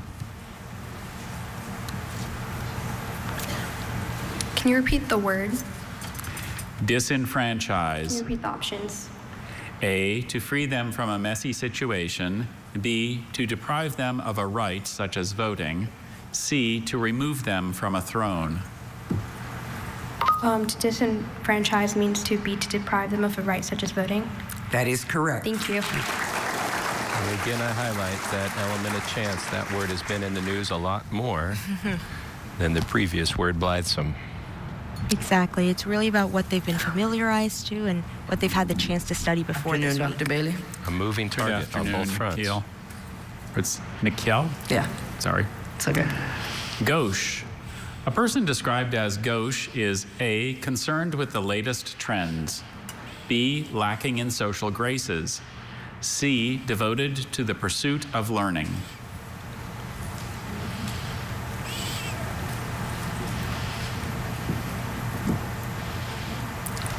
A person described as gauche is B, lacking in social graces. That is correct. Thank you. Vanya, I'm sure that's a word you studied how to spell. Exactly. I remember the French rules, how to put it together, but knowing the meaning is another level, and Nikhil really showed that today. That was awesome. So here's Sarv. Hi. Diminuendo. What is a diminuendo? A, an indirect suggestion of something rude. B, a gradual decrease in loudness. C, an entertaining or amusing distraction. Could you repeat the word one more time? Diminuendo. Diminuendo is B, a gradual decrease in loudness. That is correct. Thank you. Another example of a word that if you're exposed to music, you're a musician, you would know that off the top of your head, but if not, maybe you would have to study it. And so many of these spellers are musical in some fashion. Hello again. Hello, yeah. Basilisk. What is a basilisk? A mythological reptile with poisonous breath that can kill with a single glance. B, an ointment composed of rosin, yellow wax, and herbs. C, an oblong building ending in a semicircular altar. Can you repeat the question? What is a basilisk? A mythological reptile with poisonous breath that can kill with a single glance. B, an ointment composed of rosin, yellow wax, and herbs. C, an oblong building ending in a semicircular altar. A basilisk is C, an oblong building ending in a semicircular altar? A basilisk is a mythological reptile with poisonous breath that can kill with a single glance. Okay. Yeah, you've endeared yourself to everyone here, both last year and this year, with your passion, and just knowing how many other wonderful areas of your life that you're involved in. Hopefully, we're going to see you back another year, but until then, hopefully, yes. But until then, you just pursue all those other things that you're interested in. Thank you. Thank you. Congratulations. Great showing by Yaya. And Vanya, I can't help but wonder that here in the home of the world's most famous obelisk, the Washington Monument, maybe that was at the forefront of his mind? Exactly. I know it's a lot of things that maybe you've seen recently or whatnot that could trip you up in this round, but definitely doesn't take away from any of their accomplishment of making it this far to the Scripps National Spelling Bee. So before we go to break, let's check the numbers now. We've had 14 spellers in this round of vocabulary. 11 of them have been correct. 3 now have heard the bell. So much more to come as we continue with the 2025 Scripps National Spelling Bee semifinals right after this. The Scripps National Spelling Bee, sponsored by Haribo. New Haribo Star Mix Gummies. Everyone has a favorite.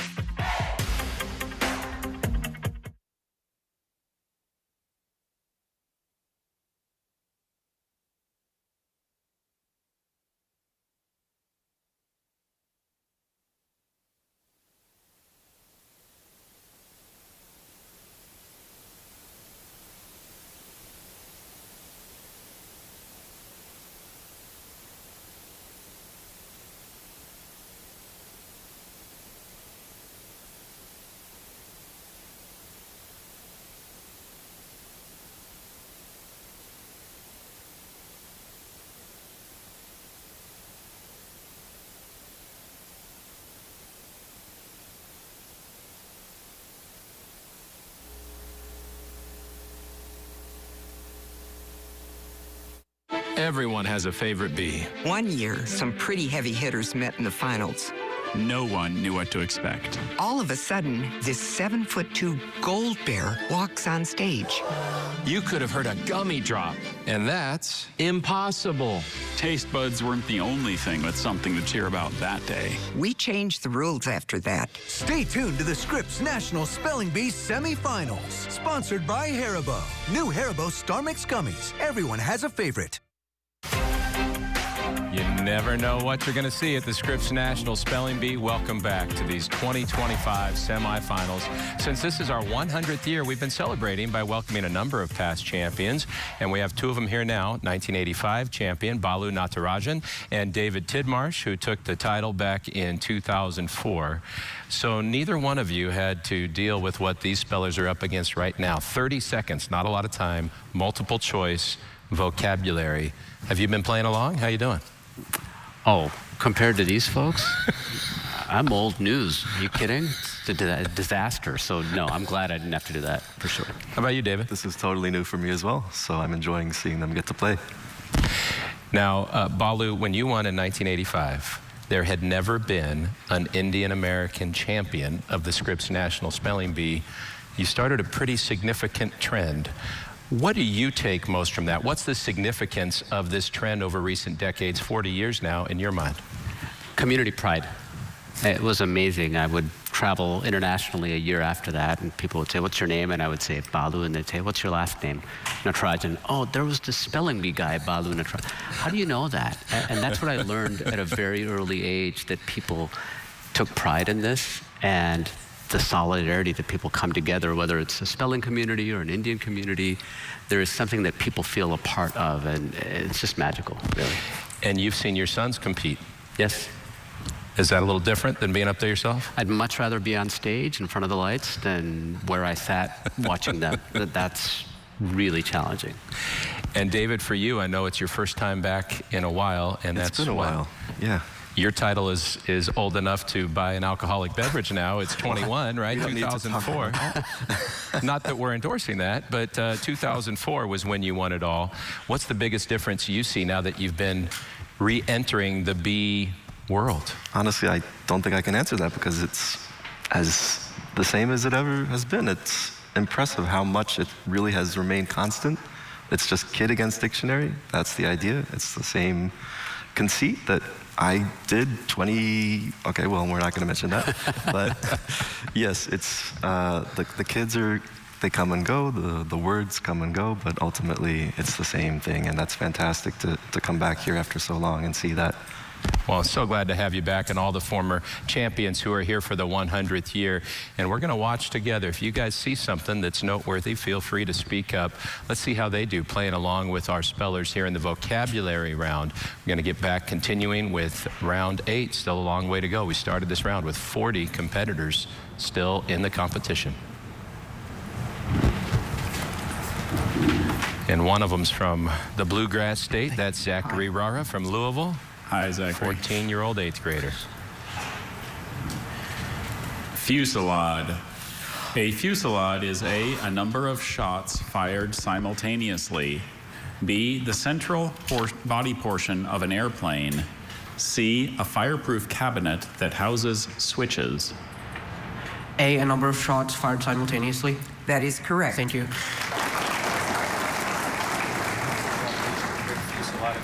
Didn't it? Fantastic. No doubter. Hi. Hi, Lauren.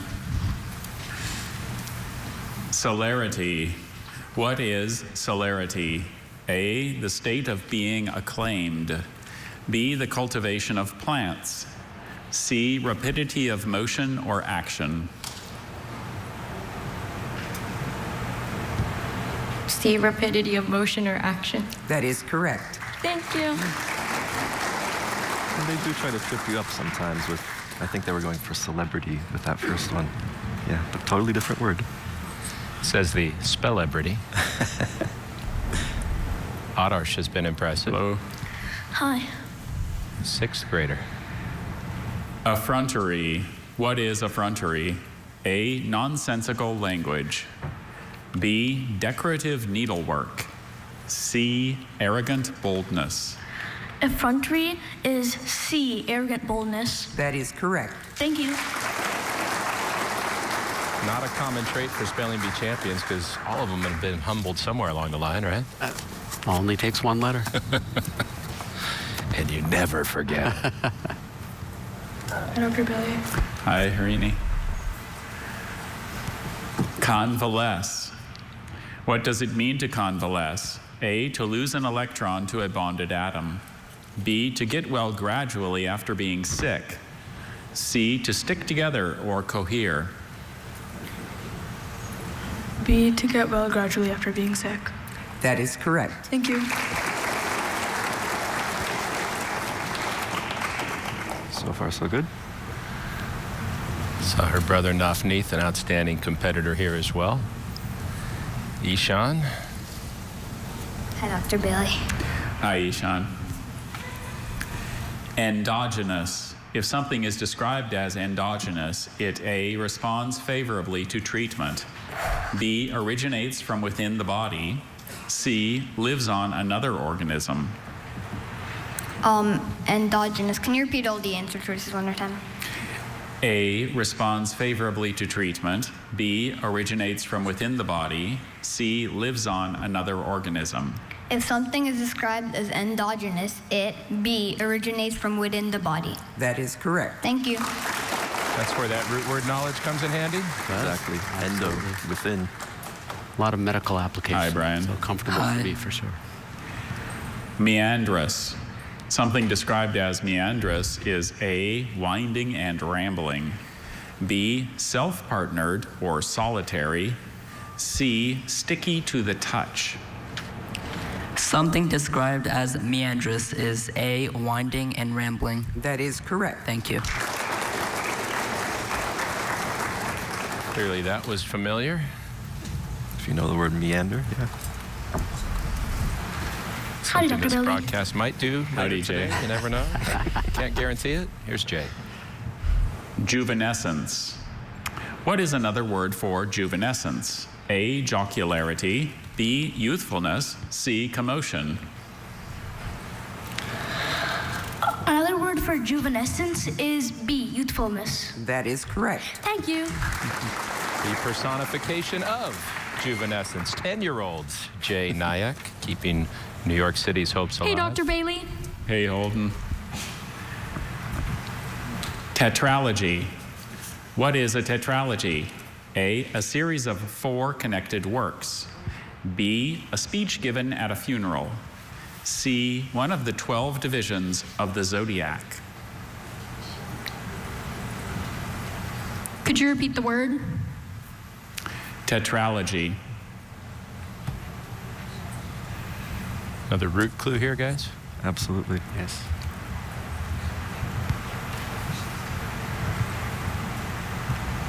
A tetralogy is a series of 4 connected works. That is correct. Thank you. Well done. That was the clue. That's exactly right. The number 4. Hi, Dr. Bailey. Howdy, Aishwarya. Ossify. What does it mean to ossify? A, to become callous or hardened. B, to swing backward and forward. C, to change from a solid to a liquid state.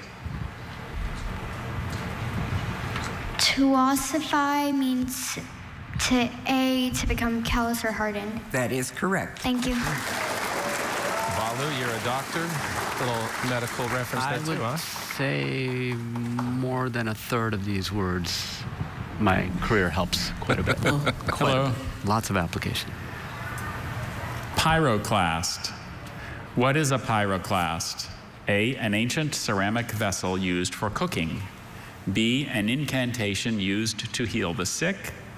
C, a fragment of expelled volcanic material. See if Chilaka recognizes a familiar root here. A pyroclast is C, a fragment of expelled volcanic material. That is correct. Thank you. Well done. Pyro meaning fire. Big clue there. It's been one of the quickest at the mic for most of this year's competition. Yeah, just Zach shows Yeager. how much they know. Howdy. Howdy.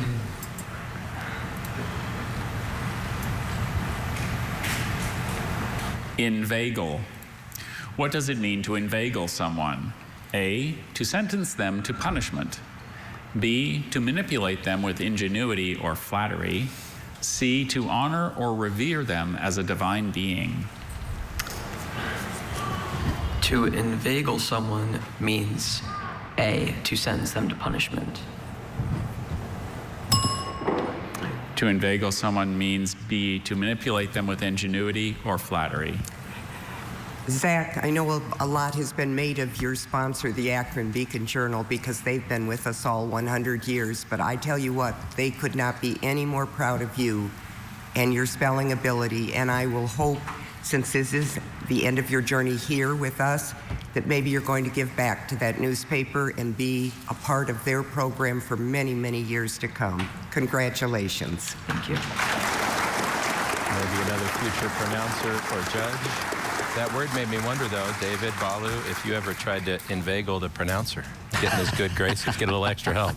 Not me, but you absolutely do see that sometimes. I would never. Hi, Rujba. Hi, Dr. Bailey. Vox populi. The term vox populi is used to refer to A, preparations for war, B, preventive medicine, C, common opinion.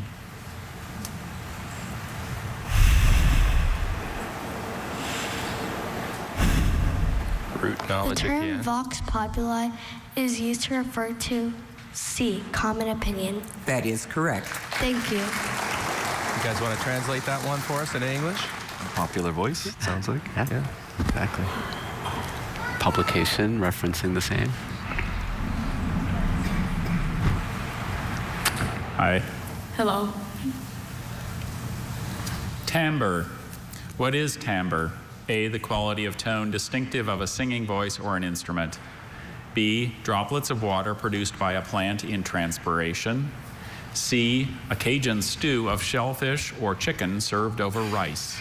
Can you repeat the word again? Timbre.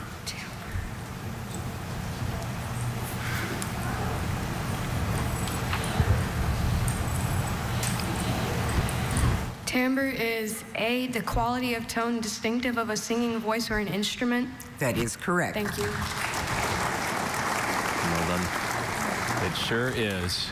So now 23 have gotten correct in this vocab round. 4 have heard the bell. We're getting closer to find out who's going to make the finals of the 2025 Scripps National Spelling Bee. Balu, David, one question before I leave, because David, I know you've spent a lot of time in Argentina. Balu, you've been the champion for 40 years. Most unique place you've been recognized for your role in spelling bee lore? What do you got, David? The airport. My friends in Argentina have Googled me and figured out they don't really understand because it's not so much a Spanish thing. It's kind of a weird thing we do in the English language, but you know, they appreciate it all the same. The language is unique. It is. Balu, how about you? I love that.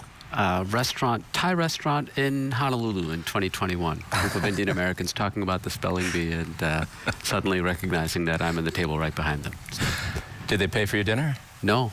I might have paid for theirs, I'm not sure. Wow. So on behalf of them, mahalo nui loa to Balu and to David. And we're going to be right back with more after this. It's the semifinals of the 2025 Scripps National Spelling Bee. Stick around. The Scripps National Spelling Bee, sponsored by Chipotle. Real food made with just 53 easy-to-spell ingredients.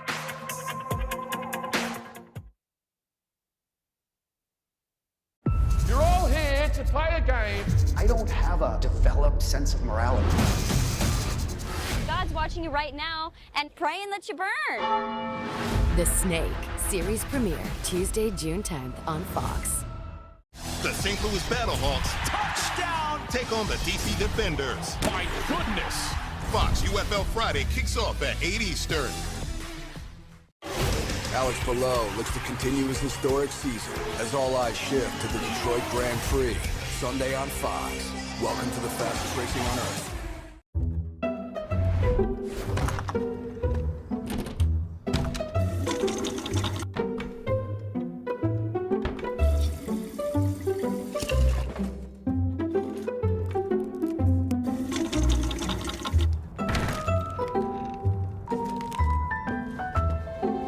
There's an easier way. From little fixes to big projects, taking care of your home is easy with Thumbtack. Download the Thumbtack app and start caring for your home today. This is Alex Palou, a conquistador of concrete from the start. Alex is so fast he does his taxes January 1st. He speed reads 2 novels before noon. He's Spanish, but he'll French kiss on the first date. This is the front of his car, but if you race him, you'll just see the back. Welcome to the fastest racing on Earth.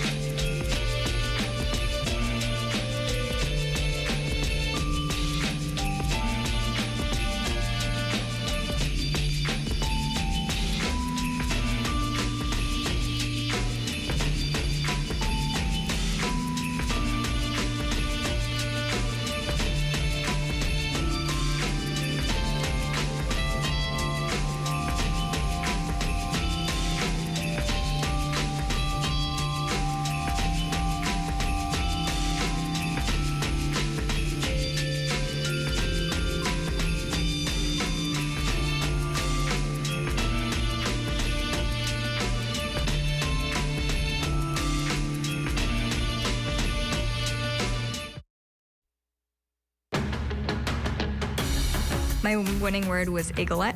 My winning word was Laodicean. My winning word was démarche. I think the coolest thing that happened to me was meeting President Obama. Coolest thing I got was a care package right from Nike and Jordan of my favorite sneakers. Spelling Bees taught me a lot of life lessons. Hard work and perseverance and discipline. The biggest thing that the spelling bee taught me was a growth mindset. I learned the value of setting a goal and working steadily towards it. One of the reasons I come back is really the people. I keep coming back because I truly believe in the inspirational power of the bee. I still love the bee. It's just magic. To be a part of the history of such an iconic organization and competition is really the ultimate honor. It's been amazing that we're celebrating 100 years of spelling bee history. It's been such a big part of my life, such an incredible experience.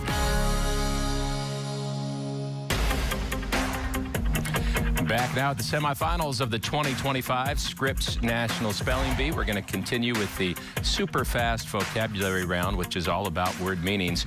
And joining us now from the pronouncer's perch, he's everywhere, head associate pronouncer Dr. Brian Sietsema. What is it that keeps you coming back year after year after year? I just love to see the kids indulging their curiosity and the way that they study and prepare themselves, and all the different subject matter that they learn about as they're preparing the words that they want to learn for the bee. And we see them ask you a lot of questions, and it looks like you really want to be able to tell them yes, and sometimes the answer's not there for you. Oh, I do want to say yes. Yeah, I have to keep myself back from sometimes saying yes when they're so close, but it's not quite right. So then we have to say, yeah, you're on the right track, but I'd like to give them that bravo that comes from saying a firm yes. Well, it's a tough job. He's one of the people that does it. Let's see who else is doing it now as we go back to the competition in round 8, vocabulary. Again, we've had 23 correct so far, 4 incorrect. That means we have 13 left to spell in round 8. Let's get back to it. This is Vital Krishnamurthy from Portland, Oregon. Howdy. Hello, Dr. Bailey. Magniloquent. A person described as magniloquent, A, is extremely generous with money. B, uses bombastic, high-flown language. C, has enormous physical strength. A person described as magniloquent, B, uses bombastic, high-flown language. That is correct. Makes me wonder, Dr. Sietsema, as we see Dr. Jacques Bailey reading the clues now. I've got a question for Dr. Sietsema after this competitor. Hi. Akshaj. Hello. Arborescent. If something is arborescent, it A, glows with a colorful display. B, lacks style or utility. C, resembles a tree. Can you repeat the word? Arborescent. Can you repeat the choices as well? A, glows with a colorful display. B, lacks style or utility. C, resembles a tree. If something is arborescent, C, resembles a tree. That is correct. Thank you. He recognized the root, no pun intended. But Dr. Sietsema, does some of the creativity of the incorrect answers ever cause you to almost chuckle while you're reading it? Oh, absolutely. In fact, when we're reading John. through, we sometimes do have a good laugh. Samaritan. A person described as a Samaritan is A, compassionate and eager to help. B, shy and easily frightened. C, unlikable or irksome. A, compassionate and eager to help. That is correct. That kind of goes to your other role as a Greek Orthodox minister, doesn't That's it? right. That word comes from the parable of the Good Samaritan. In which the minister was not the hero. The minister was not the hero. Often is not in those stories, no. Sorry to rub it in. Thanks. Latitudinarian. Someone described as a latitudinarian, A, engages in warfare or conflict with civilians. B, does not insist on strict enforcement of standards or norms. C, is somehow related to a governor or to government. B, does not insist on strict enforcement of standards or norms. That is correct. Thank you. I guess if this competition were run by latitudinarians, we'd never have a champion, would we? Would not, no. We need some pretty strict people to keep things on track. So again, so far, just 4 times the bell is rung in this vocab round. Here's Arnie, one of our 7th graders. Neologism. A neologism refers to A, a device to help trigger memory. B, the replacement of an original with a fake. C, a new word or expression. C, a new word or expression. That is correct. Thank you. This may take some time to contemplate, Dr. Sietsema, but can you think of your favorite neologism since you started working at the Bee? Oh, that's going to take some time to think about. I've seen so many of them. Every year that dictionary's growing, it never shrinks. Here's Isaac. Hello. Hello.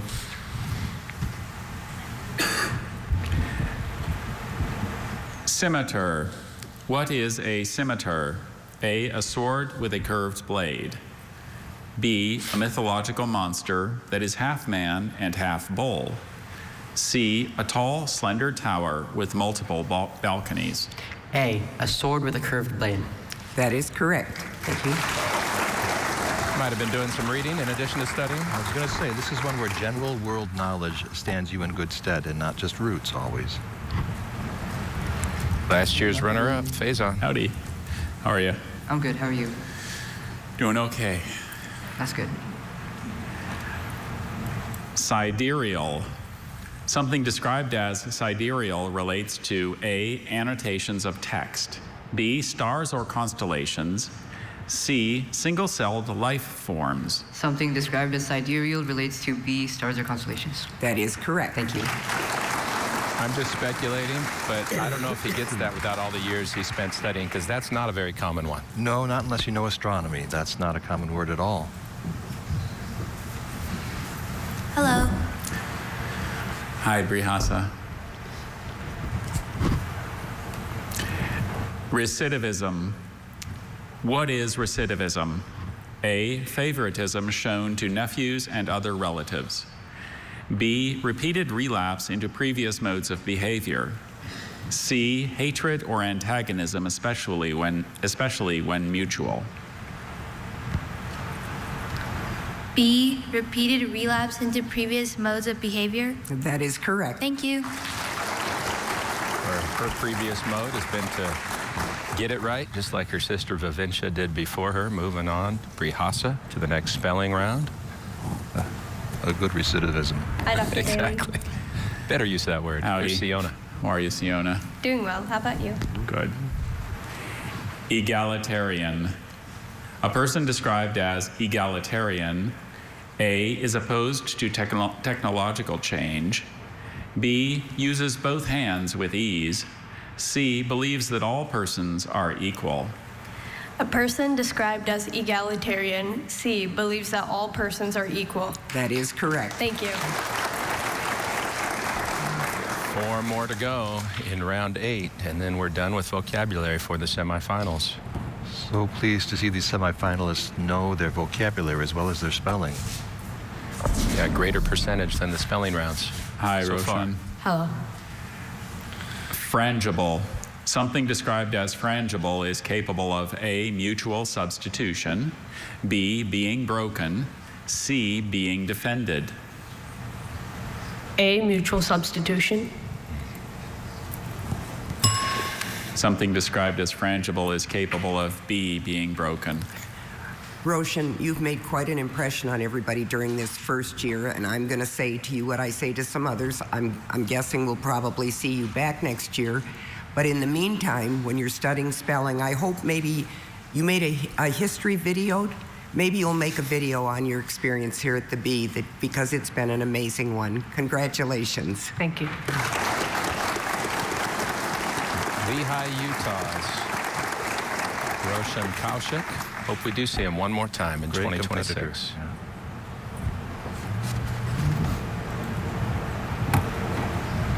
This young lady's been impressive as well this year. Nargiza, she was here last year. Hi, for Nargiza. 22nd. Atherosclerosis.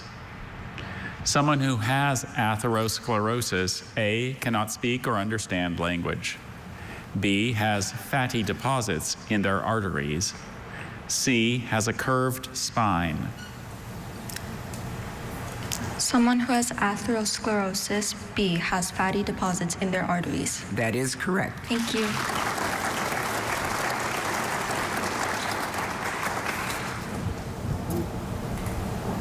So 2 more in round 8. Declan. Does look like he's having fun up there all day. He sure does. Hi, Declan. Hi. Raconteur. What is a raconteur known for? A, musical talent, B, well-told stories, C, skill with animals. A raconteur is most likely known for B, well-told stories. That is correct. Oh, good job, Declan.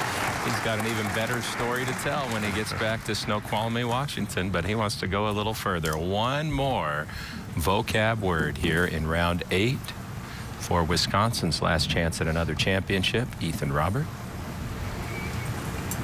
Hi, Ethan. Hi, Dr. Bailey. Thermophilic. What does thermophilic mean? A, of, relating to, or being an organism growing at a high temperature. B, of or relating to a musical organization, especially a symphony orchestra. C, displaying or marked by indifference or lack of specialized knowledge.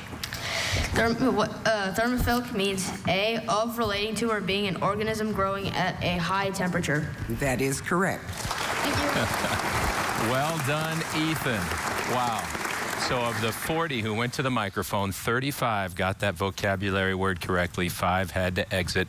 Dr. Sietsema, I don't want to leave our audience hanging. I asked you for your favorite neologism, that new word that enters the lexicon. What do you have? Well, we had it earlier today as a spelling word, insinuendo, which is a blend of innuendo and insinuating.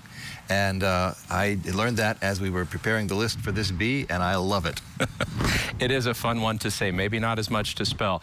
One more question, because we see the bee 100 years in getting more international.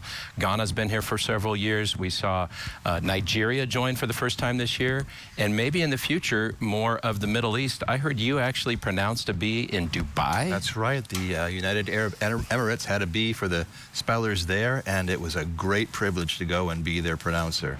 They were wonderful. You got a good scouting report on what they might bring next year? Oh, they're going to bring it. They're going to bring a lot of talent. It's a great group they've got going there. Something to look forward to in year 101. Dr. Sietsema, keep up the good work. Thank you, Paul. Thank you for your good work. All right. More to come from the 2025 Scripps National Spelling Bee Semifinals. Getting close to it. Stick around. The Scripps National Spelling Bee, sponsored by Crest, the #1 toothpaste brand in America.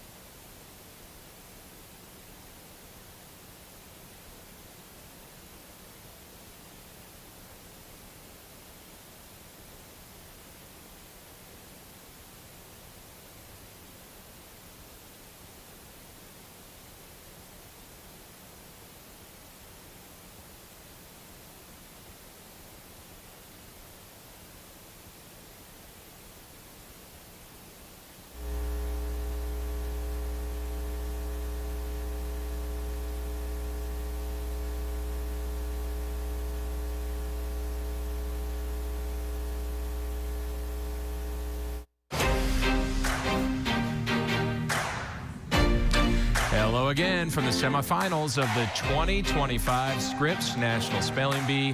Joining us now is a master of the word. Some people call him Mr. Dictionary. He's editor of the Merriam-Webster Dictionary and a spelling bee judge, a trumpeter, a French expert, one of my favorite feeds on X, Peter Sokolowski. Welcome again, Peter. How long have you been coming here now? Since 2008 was my first time, and my role has grown with every year. I started just to give the award from Merriam-Webster, and slowly grew into a lecture and some consulting, the word panel, and now judge. And every year we hear some oohs and ahs in the ballroom at the opening ceremonies when you bring out that dictionary that's bigger than people think a dictionary should be. Do you have to like put that in a nuclear football suitcase, or how do you travel with that? I'm happy to say that Scripps travels with that. I donated that to Scripps so that I wouldn't have to carry it. It weighs about 18 pounds. It's, I think, the largest mass-produced book in American publishing history, the so-called Webster's Second, the big unabridged edition of the 1930s.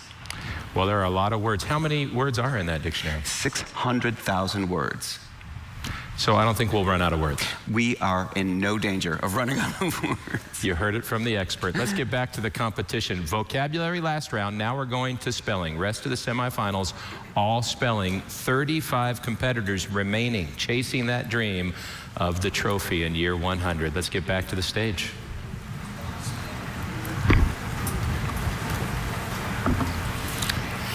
Isha's done an amazing job of leading us off each round. Isha? Doing good. Okay, you are doing very well. Anthrorufen. Anthrorufen. Are there any alternate pronunciations? Just Anthrorufen. Anthrorufen. May I have the definition, please? Anthrorufen is a yellow crystalline compound used in dye manufacture. Anthrorufen. Anthrorufen. May I have the language of origin, please? It's from a Greek-derived French element, a Latin element, and a Greek and Latin-derived element. Anthrorufen. So I can check. May I have the part of speech, please? Noun. Can you repeat the word, please? Anthrorufen. Anthrorufen. Are there any alternate pronunciations? Just the one. Anthrorufen. Anthrorufen. May I have the middle. definition, please? A yellow crystalline compound used in dye manufacture. Anthrorufen. Anthrorufen. Can you pronounce it one more time? Anthrorufen. Anthrorufen. A-N-T-H-R-A-R-U-F-I-N.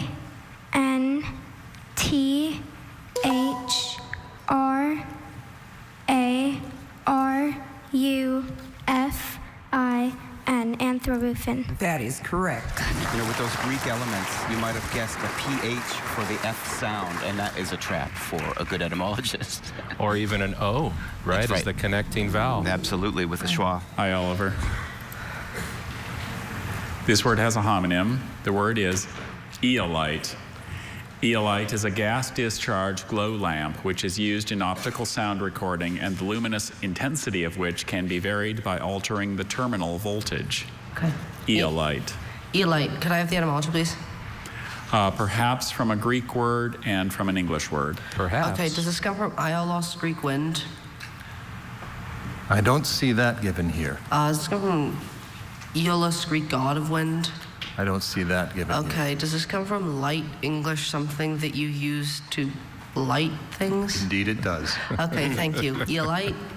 Eolite, that's the only pronunciation, right? That's right, eolite. Eolite, okay. A-E-O-L-I-G-H-T, eolite. That is correct. Thank you. He didn't get thrown off by the root answer, which was a no because he didn't have the right meaning, right? That's exactly right. And, you know, matching a Greek root with an Anglo-Saxon Old English root is a little unusual. We're getting Hi, to that Lawrence. point in the competition. That's right. Here's Lawrence Yee. Kuiper. This means of or relating to the upper division of the German Triassic. Kuiper. Kuiper? What is the definition? Kuiper means of or relating to the upper division of the German Triassic. Kuiper. Are there any alternate pronunciations? I have just the one, Kuiper. It's an adjective from German. What is the etymology? It's from German. That's the biggest clue, right? Kuiper. That's right. K.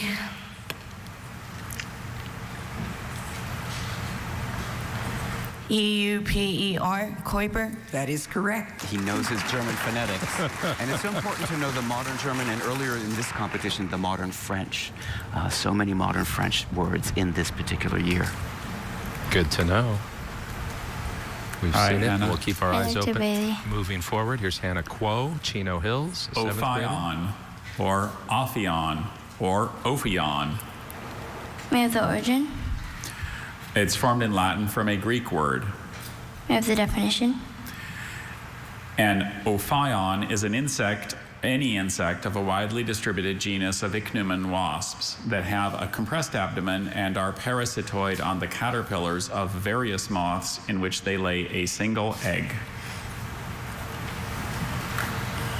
Can you repeat the definition? Any insect of a widely distributed genus of ichneumon wasps that have a compressed abdomen and are parasitoid on the caterpillars of various moths in which they lay a single egg. Can you repeat the word? Ophion, Ophion, Ophion. O-P-H.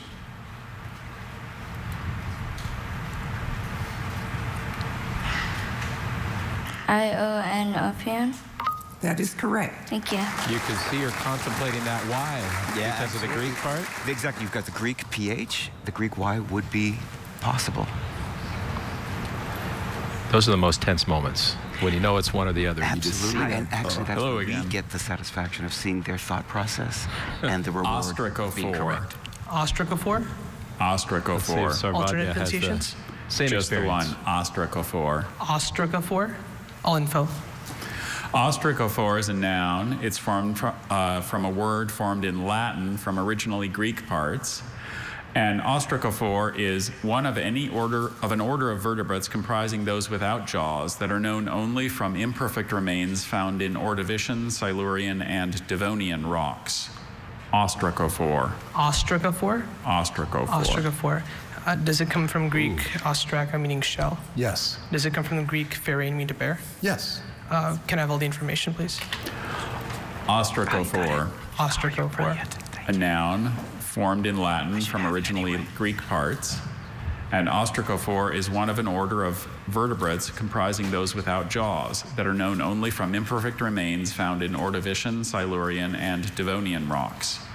The paleontologist identified the fossil of the armored fish as the remains of an ostracophore. Could you repeat the word one more time? Ostracophore. It's a noun, right? Yes, it is. Ostracophore. Ostracophore. O-S-T-R-A-C-O-P-H-O-R-E. Ostracophore. That is correct. Peter, we've all seen a lot of spellers over the years, but Sarvadya so far in this competition has impressed me as the kind of competitor who can go all the way. This is a no-nonsense B this year. It seems to me they're back to basics. Just concentrating on the spelling, no showing off. I like it. Ved. Amalaka. Amalaka. May I have the definition, please? Amalaka is a bulbous or melon-like ornament terminating the shikaras of medieval Indian temples. Are there any alternate pronunciations? There's just the one, Amalaka. May I have all the information, please? Amalaka is a noun from Sanskrit. It means a bulbous or melon-like ornament terminating the shikaras of medieval Indian temples. The Amalaka is sometimes seen as representing a lotus and at other times the sun. Could you repeat the word? Amalaka. Are there any alternate pronunciations? Just the one, Amalaka. May I have the language of origin? Sanskrit. The language should May I help. have the definition again? Absolutely. A bulbous or melon-like ornament terminating the shikaras of medieval Indian temples. Could you repeat the word? Amalaka. Could you repeat the language of origin, please? Sanskrit. Amalaka? Amalaka. A-M-A-L-A-K-A. K-A, Amalika. That is correct. Thank you so much. When we transcribe languages that don't use the Roman alphabet, we tend to be more phonetic. So it's the K for the K sound, as with Japanese. And I was worried about those three schwas, but Sanskrit always goes A. Almost That's right. always. Always. Yeah. Yep. Abacati. Abacati. Can I have all the information inside the sentence, please? Abacati is a noun. It's from Portuguese, which probably formed it from a Nahuatl-derived Spanish word. It means an avocado. Abacati. Can you repeat the etymology, please? Portuguese, which probably formed it from a Nahuatl-derived Spanish word. And it means avocado? That's correct. What part of the word you're looking at here, Peter? Well, the last two letters. Absolutely. Absolutely. That last vowel sound? Yes. Okay. Are there any alternate pronunciations? And in fact, I have knowledge just of the one. Portuguese might not help Abacati. phonetically in this case. Can you repeat the etymology? Might lead you one more astray. time? Exactly. Portuguese, which probably formed it from a Nahuatl-derived Spanish word. Sponsored by the Noah Webster House Museum. Abacati. A-B-A-C-A-T-E. Abacati. That is correct. And not thrown off by that anglicization of the Spanish Exactly, and Portuguese because roots. we're reading the English phonetics, and it's American English. It's not the original Portuguese sound. Just like we say tamale. Most of the Exactly. time, right? Not tamale. And all of those French terms for that. Hello. Here's way. This word has a homonym. The word is pecten. Definition? A vascular pigmented membrane in the eyes of nearly all birds and many reptiles that has parallel plications suggesting the teeth of a comb and that projects into the vitreous humor of the eye from the point of entrance of the optic nerve. Does this word contain the right tool and the pect, meaning a comb? Yes. Is the language the origin of Latin? That's right. Is a part a speech and noun? Yes. Say the word again. Pecten. Pect. Are there any alternative pronunciations? Just the one. Pecten. Pecten. And it still has that schwa. P-E-C-T-E-N.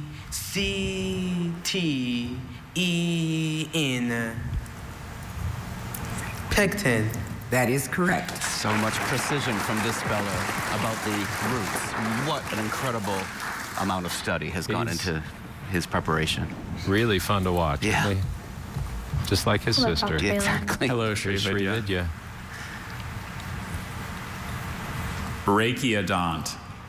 Brachiodont. Can I have the definition? Having teeth in the upper throat consisting of modified ventral vertebral spines. Is this word from Greek? Yes, it's from Greek-derived elements. Can I have the definition again? Having teeth in the upper throat consisting of modified ventral vertebral spines. Brachiodont. Language of origin. Greek-derived elements. Alternate pronunciations. There are none. Can I have all the info except sentence? Brachiodont is an adjective made up of Greek-derived elements, meaning having teeth in the upper throat consisting of modified ventral vertebral spines. Can you repeat the word again? Brachiodont. Alternate pronunciations. There are none. Repeat the definition. Having teeth in the upper throat consisting of modified ventral vertebral spines. Is teeth the most important clue to Repeat the sink our word. teeth into? Yeah, that's what I'm thinking. It's the k sound as well. Does this come from the Greek odont, meaning teeth? Yes. Yeah. So she won't put the wrong valve there where the O is. It's the sound before Repeat it. the word. The consonant sound. Brachiodont. Brachiodont. Brachiodont. R-A-C-H-I-O-D-O-N-T, Brachiodont. That is correct. Yeah, that Latin hard C sound, hard K sound for the CH. Because it's Greek elements, but it was formed in New Latin, scientific Latin. It's one of those strange things where, like Russian dolls, one language absorbed another. That's a good analogy. Never heard that before. So we are 9 for 9 so far in this round. Last round in vocabulary, we had 5 spellers and 35 making it through. And now so far in the spelling round, no misses. And I want to highlight something you said, because when Evan was up there, you mentioned the Noah Webster House. Maybe this is an unanswerable question. Where would any of us be without Noah Webster? He's sort of at the root of spelling bees in America. His first book was a spelling textbook, not a dictionary, but the spelling textbook had lists of words that were used for village spelling bees in the end of the 18th century. Those were mostly adult competitions at that time, but that began the tradition. He did say the root of the spelling bee. Yes. Was the pun intended? No, it's natural. It just happened. Let's see who's next on the stage. As I said, 9 for 9 so far in round 9. But what's up next?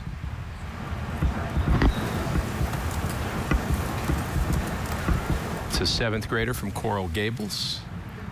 That's Nikhil Shah. Salutations. Salutations, Nikhil. There's a Latin word right there. Yeah, there you go. Sodaku. This is a disease that is marked by sharp elevation of temperature, swelling of lymph nodes, eruption, recurrent inflammation of the bite wound, and muscular pains. It's also called rat bite fever. Can I have all the information except the sentence and the definition? Sure. Sodaku is a noun from Japanese, which formed it from Cantonese.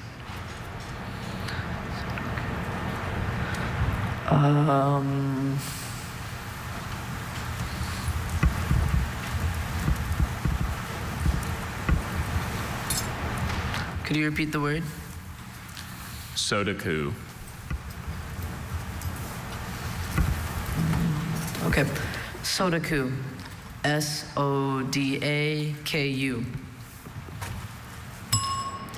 Sodaku is spelled S-O-D-O-K-U. So close. Nikhil, to be in this round, part of the 35 finalists, as a 7th grader, I'm pretty sure you're going to set your sights high for next year again, as you should. But between now and then, find some time to keep playing that piano that you do so well and do your coding. And there's some of us that would like you to try that pasta again from scratch. Give it another chance. Congratulations. I've always wanted to try one thing. One thing. Okay. Be weak. Best week. All right. Reinforcing the spirit that all these competitors share. And the word itself, Peter, in Japanese, you don't really have the schwa, right? In authentic Japanese? It's a kind of epenthetic sound that is inserted between consonants. And then we transliterate it as a schwa. We've picked an O as a tough letter. Saynet, may I please have all the information? Saynet is a noun that passed into French from Latin-derived Spanish. A saynet is a short comic piece, usually with music and dancing originating in the Spanish theater. Can I have the sentence? For the final project in his performance studies class, Michael wrote and composed a short saynet based on a storyline from his favorite French comic book. Are there any alternate pronunciations? Just the one, saynet. Saynet, could you say it again? Saynet. Could you repeat the origin again? French from Latin-derived Spanish.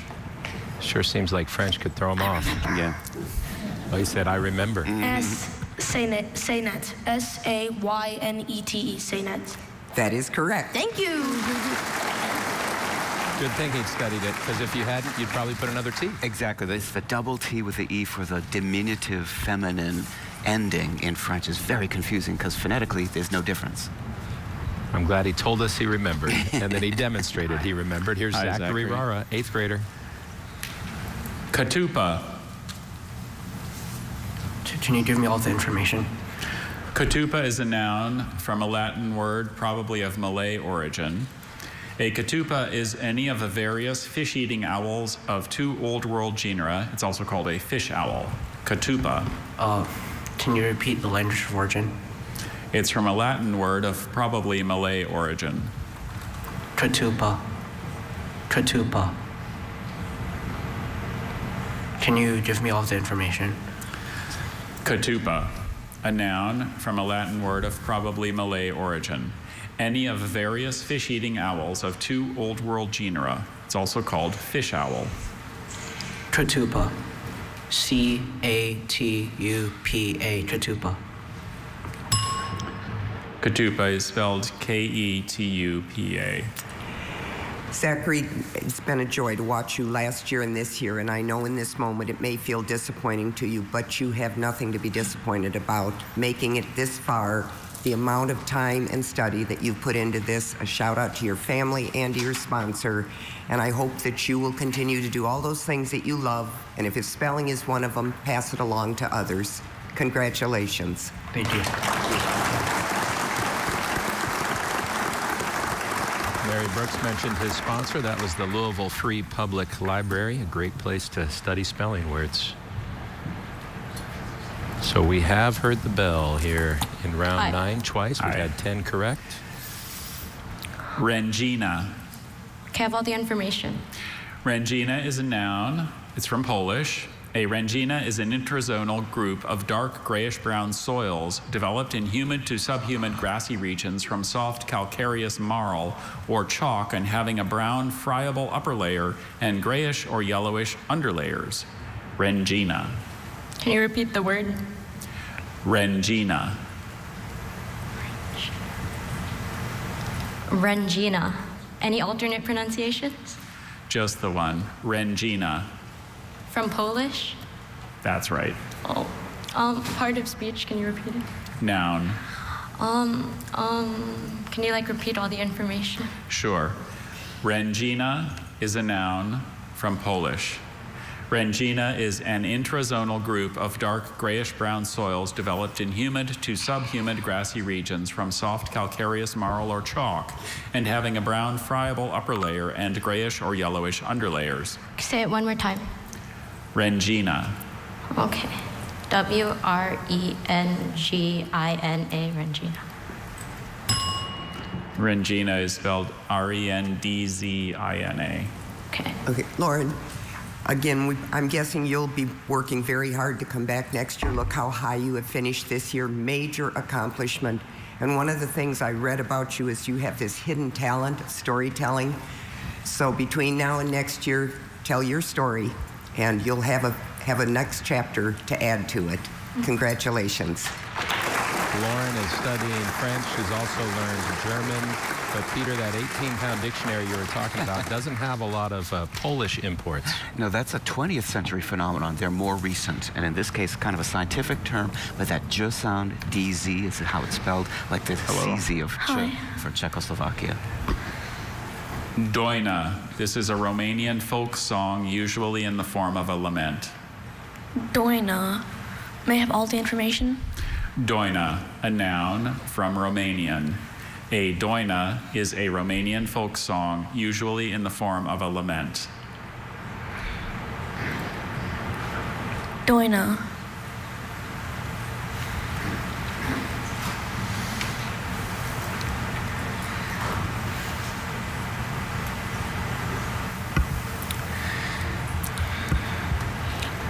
Nothing to help him here except familiarity, right? Exactly. Romanian borrowing. Not many. There's just the one. Dojna. Dojna.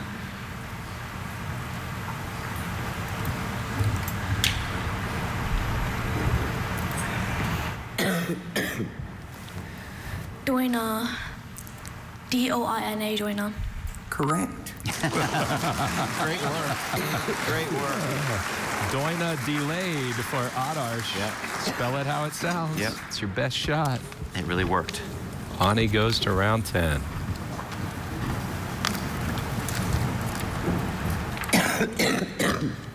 Here comes Harini. Hi, Harini. Onegite or onagite. Onagite. Can I have the part of speech? Sure. Onegite is a noun. Onagite. Can I have the definition? A pale amethyst gemstone penetrated by needles of an iron hydrogen oxide. Onagite. Can I have the language of origin? It's formed in German from a Russian geographical name and a German element.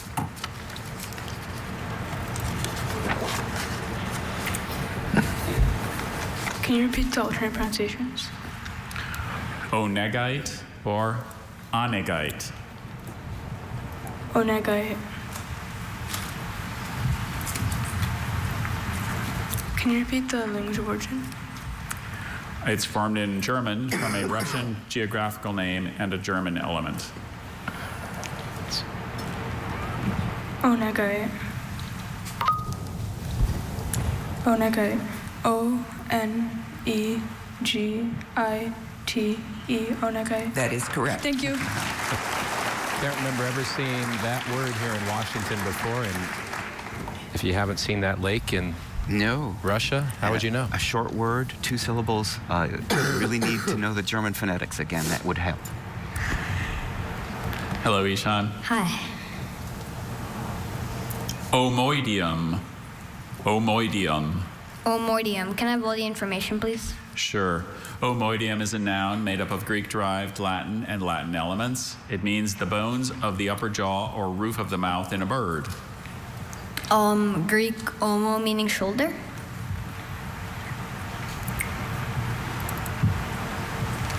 Yes. Okay. Omoidium. Can I have all the information one more time? Omoidium is a noun made up of Greek-derived Latin and Latin elements, meaning the bones of the upper jaw or roof of the mouth in a bird. Omoidium. Can you repeat the word one more time? Omoidium. Omoidium. O-M-O-I-D-I-U-M. Omoidium. Omoidium is spelled O-M-O-I-D-E-U-M. So close. Ishan, first B, ending up in a group of this size at the end, major accomplishment. I know you too will set your sights high, but what I want to tell you is I hope you realize how many 11-year-olds out there are looking to you as that role model of what you've accomplished. You've made a major difference. Be proud of yourself. Congratulations. Thank you. And that was a vowel error that was not a schwa, but that Latin ending deum, and it transliterated into English as a long E rather than a schwa. Howdy, Brian. Hi.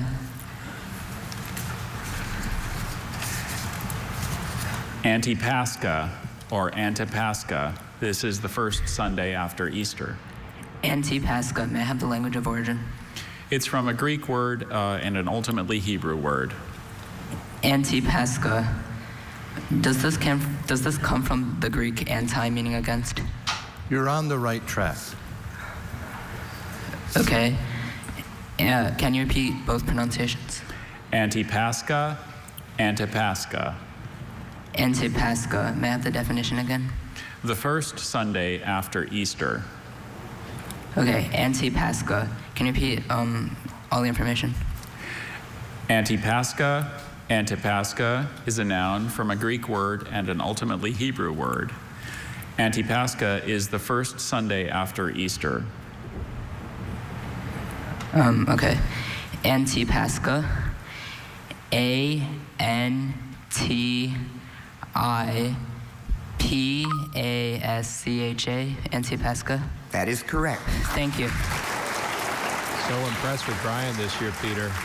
We saw him here 2 years ago. He's back with a vengeance. Howdy, Dr. Billy.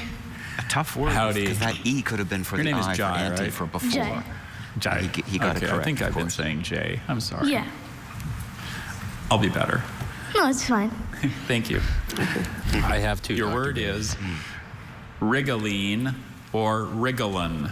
It's a petroleum product intermediate between cymogene and gasoline, containing chiefly pentanes and used formerly in medicine as a local anesthetic. Can I have all the information, please? Yes. Rigaline, Rigalin, a noun from Greek and English parts. It means a petroleum product intermediate between cymogene and gasoline, containing chiefly pentanes and used formerly in medicine as a local anesthetic. What is the origin of the word? From Greek and English parts. Can you say the pronunciations, please? Rigaline, Rigalin. Okay. Here goes. Rigaline. R-I-G-E-L-I-N-E.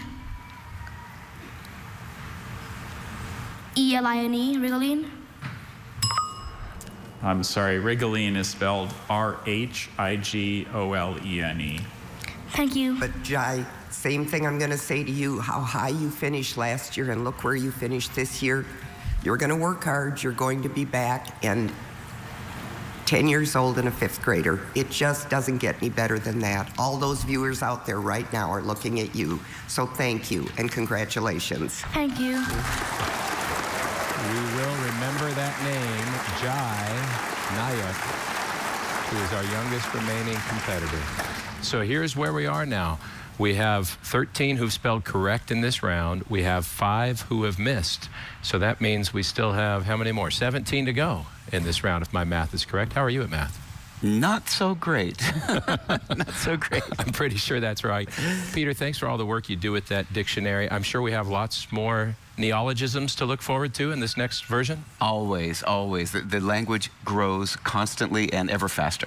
Thanks for helping us learn. Peter Sokolowski from Merriam-Webster. We're going to be right back after this. The semifinals of the 2025 Scripps National Spelling Bee presented by Walmart. The Scripps National Spelling Bee, presented by Walmart. Get your prescription delivered in as fast as an hour with Walmart Express Delivery.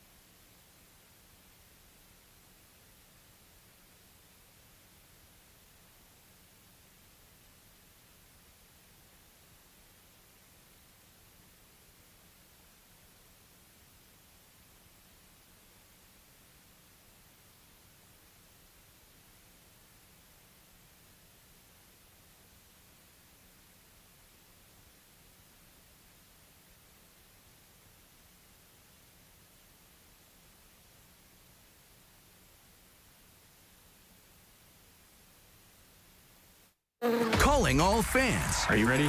Let's go. Big fans. Let's do this. Bee fans. The spelling bee is on. That is correct. Yes. Don't miss the fun, the highs, Thank you. and the high fives. Get ready to root for all these spellers. It all comes down to this. Stay tuned to find out who will be this year's Scripps National Spelling Bee finalists. Presented by 1 Hour with Walmart Express Delivery.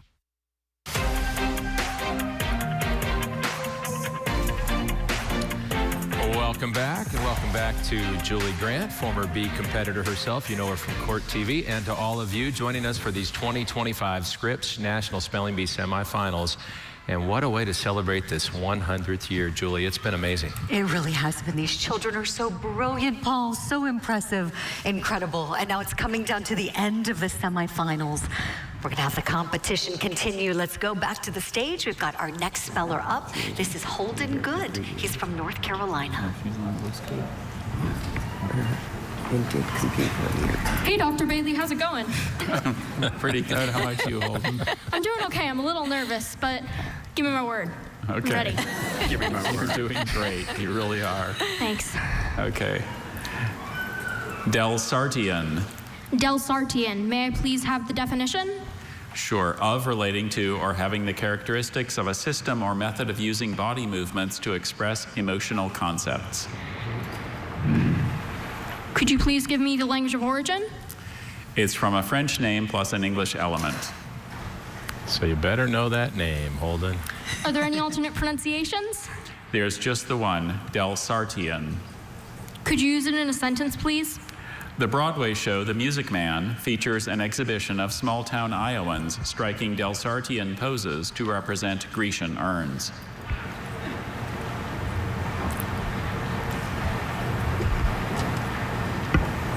Could you repeat the definition?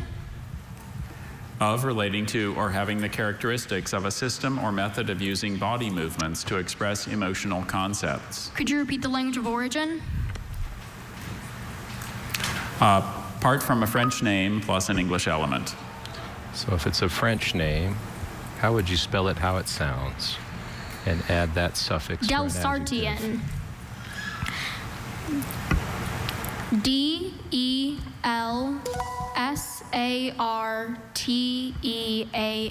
Delsartean. Delsartean is spelled D-E-L-S-A-R-T-I-A-N.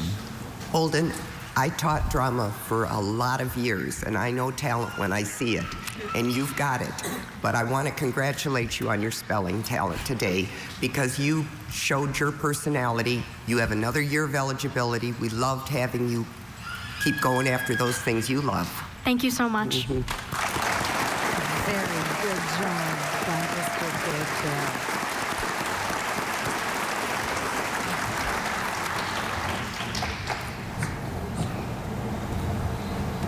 Hi, Dr. Bailey.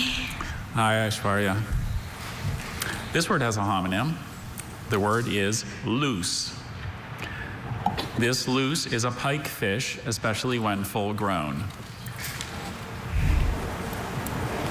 Loose.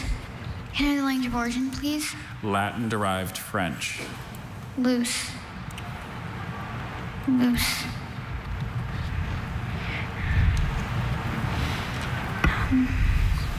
She made it this far last year, tied for 22nd. She knows one way not to spell it because of the homonym. How else can you form that sound? Can you repeat the definition, please? A pike fish, especially when full grown. Are there any alternate pronunciations? Just the one, loose. Loose. Loose. Loose. Can you repeat the word, please? Loose. Loose. Loose. L-U-C-E. Loose. That is correct. Thank you. Thank you so much. Aishwarya is precious. Oh, look at her family. So proud of her. Priceless moment. Here comes Chilaka from Minot, North Dakota. Been all business at the mic all day long. Quindasim. Can you give me all the information, please? Sure. Quindasim is a noun. It came from Latin. It is the 15th, or in modern reckoning, 14th day after a church festival. Can you repeat the word? Quindasim. Quindasim? Quindasim. Quindasim? Quindasim. Are there any alternate pronunciations? Just the one. Quindasim. Quindasim. The clue is in the definition here. His Greek and Latin roots have been strong throughout the competition. So he can decipher this if he picked up. This come from Latin quin meaning 5. You're on the right track. Great question. And the back half is another Can you number. repeat the word? Quindasim. Quindasim. Q-U-I-N-D-I-C.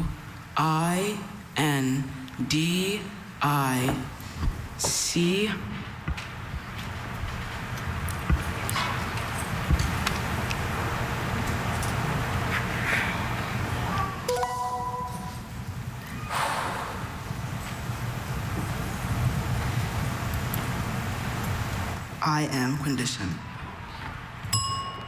So close. Quindasim is Q-U-I-N-D-E-C-I-M. Chilaka, it's said that the only impossible journey is the one that you never begin. We are so glad that you began this spelling journey. This is your first B. We will look forward to seeing you back again next year. Congratulations for your high finish in this competition. He had gotten the answer to his root question about 5. 10 was the second half of that word, another root. If he had recognized it, he would have gotten the E, and I think he realized it after the I came out of his mouth. Yeah. Right, Paul. Riemannian or Riemannian. Riemannian. Can I have all the information? Riemannian is an adjective from a German name plus an English element. It means relating to or discovered by a certain 19th century German mathematician. Riemannian. Riemannian.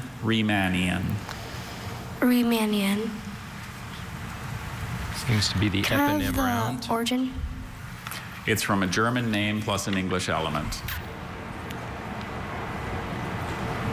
Eponyms are those words that come from someone's name, and one of those pronunciations was more traditionally German than the other, which may help her make a important decision here on single or double consonant in this word. Riemannian. Rehmannian. Riemannian. Riemannian is spelled Riemannian. Rujva, you've started very young in this process. This is your first B, so there's a lot ahead of you. And I was glad to read that you're a bibliophile and you're buried in books. And I hope you have time this summer to do that. And all those new words you're going to learn to come back another year. Congratulations. Rujva will be back, I have no doubt, Paul. I'm sure WCPO Excellent Scripps Station Cincinnati would be glad to sponsor her again like they did this year. She had a tough competition to get here, I know that. Hi. Here's Columbus's Avinav. Marilyn. Marilyn, can I have a definition? A Marilyn is any of several European ducks, especially a female or immature male goldeneye. Marilyn, can I have a part of speech? Noun. And meta language of origin? It's from French, which formed it from probably Berber-derived Latin. Are there any alternate pronunciations? No, just the one, Marilyn. Marilyn? Does it come from the French mer meaning sea? I don't see that given here. That would give him a wrong vowel. Can you for that repeat the first definition syllable, again? So I hope he doesn't stick Any to of that. several European ducks, especially a female or immature male goldeneye. Marilyn. Can you repeat the word again? Marilyn. And can I have the origin again? It's from French, which formed it from probably Berber-derived Latin. Marilyn? Marilyn. And you said there's no alternate pronunciations? That's correct. It's just Marilyn. Can you just repeat it one more time? Sure. Marilyn. Marilyn? A more French pronunciation may help him. This is a really Marilyn. tricky one. M-E-R-I-L-L-I-N.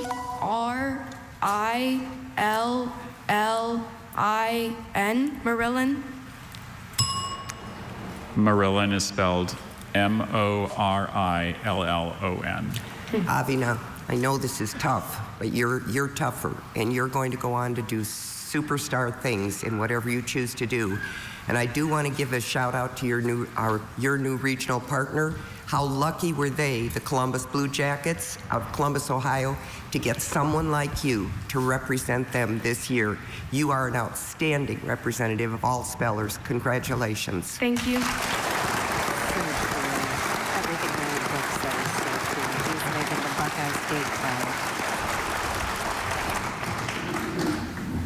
So we've heard the bell 9 times now in this round. The total. 14 correct spellers. Gimbard. Another dozen to go. Or Gambard. Gambard? Gimbard or Gambard. May I have all the information? Certainly. Gambard is a noun. It passed into French probably from Provençal, which formed it from an ultimately Greek word. A gimbard is a small lyre-shaped instrument placed between the teeth and played by twanging an elastic metal tongue whose tone is modified by changing the size and shape of the mouth cavity. The gimbard is a European version of a musical instrument that is thousands of years old and has been found all over Asia. Gimbard? Gimbard Gambard. Gimbard. G-I-M-B-A-R-D.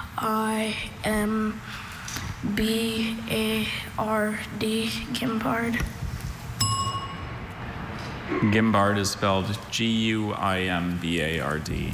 Vidal, I certainly hope that coming to your first Scripps National Spelling Bee as an 8th grader this year is the capstone of your year, because what an accomplishment you have had. And now you can go on and do some of those other things that you're so good at, like cooking and baking and everything else. Thank you for sharing your time and your talent with this program. Congratulations. Thank you. Meadow Park Middle School, so proud of Vital. I'm sure they'll be ready to greet him when he gets back home. Yes. Akshaj, another 8th grader. Cinchona or Cinchona? May I have all the info, please? Cinchona is a noun formed in Latin from a Peruvian name. A cinchona is a tree of a genus native to the Andean region of northwestern South America and now extensively cultivated both there and in Indonesia. Cinchona. Can you repeat the pronunciations, please? Cinchona. Can you repeat them one more time, please? Cinchona. May I have the origin one more time? It's formed in Latin from a Peruvian name. Can you repeat the pronunciation? Cinchona. Cinchona.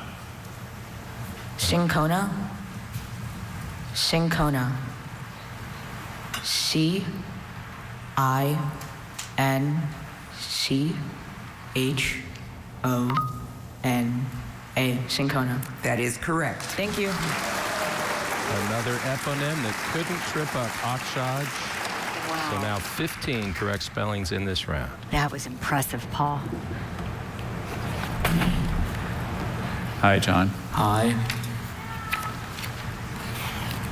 Cheney. This is a woolen fabric in use during the 17th and 18th centuries. Cheney. Can I get the origin? Certainly. Cheney is a noun from, probably from Persian. Are there any alternate pronunciations? Just the one. Cheney. Can I get a sentence, please? Mrs. Camlet was able to order Cheney from the historic fabric section of a home decorating website. Cheney. C-H-A-I-N-E-E. Cheney? Cheney is spelled C-H-E-Y-N-E-Y. John, I hope you can look at this as a highlight of your 8th grade year, too, to get to come to the National Spelling Bee for the first time and be in this final group. And now I wish you the best of luck pursuing that career goal that you have to become an aerospace engineer. Go do it. Congratulations. It's so true. These kids are so much to be proud of, Paul. Just getting here is such an honor. And a lot of words in this round that don't really follow a rule. You have to have some level of familiarity or pattern recognition for a language, but so many names, so many eponyms in this round. And this Hello, may be Dula. another. We'll see.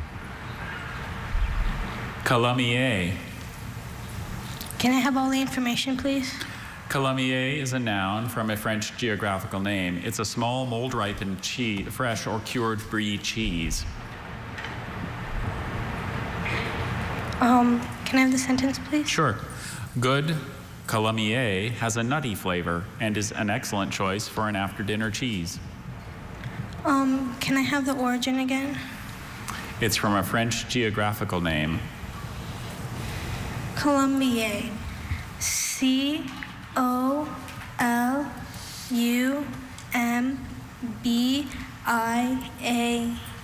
Colombier. Calamier is spelled C-O-U-L-O-M-M-I-E-R-S. Badula, we're impressed with your spelling, but I have to tell you I was even more impressed when I read that you are passionate about helping others. That speaks volumes about you as a person. And we will look forward to having you back. This was your first year and you're in the 7th grade. But in the meantime, do just that. Congratulations. Thank you. Not too many 7th graders know every small town in central France, which is what that would have required to get that right. Hope to see her back next year, trying to become Tennessee's first finalist in over 20 years. Here's Amarillo's Arnie Peratt.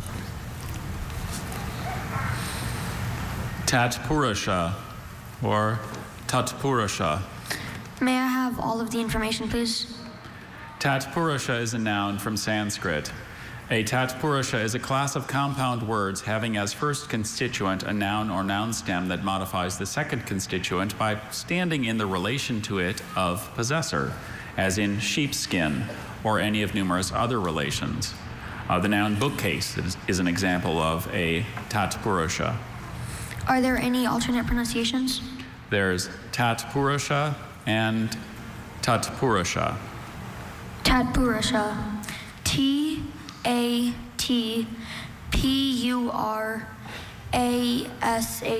Tatpurusha. Tatpurusha is spelled Tatpurusha. Very close. Arnie, you said that you loved making friends, but in watching you in 2022 and this year, I just want to say I think that you are someone that others want to be around, and they want to be like you. Congratulations. Thank you. Very true. He should feel so proud. And one more year for Arnie. And we had talked about the schwa in Sanskrit earlier, that it's almost always an A. In that case, no, it was a U. There are exceptions. Here's Isaac. Words are so hard. Hi, Isaac. Charistate, or charistate. Could I have all the information, please? Certainly. Charistate, charistate, an adjective from a Greek element plus an English element. Charistate means exhibiting the separation of a leaf or floral organ into 2 or more parts by division during development. What was the language of origin, please? It's from a Greek element plus an English element. Charistate? Charistate or charistate. Charistate. C-H-R-I.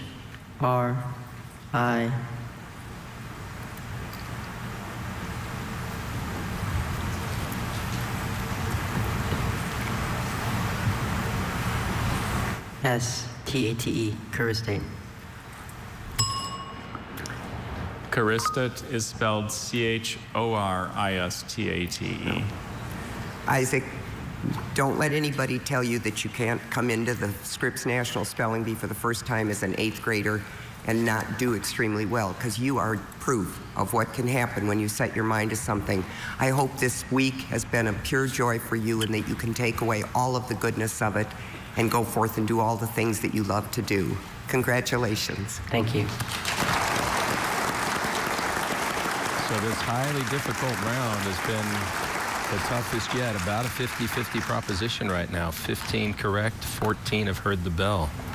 These words are incredibly challenging, Paul. Hi. Ayapana. Ayapana, is this Sanskrit?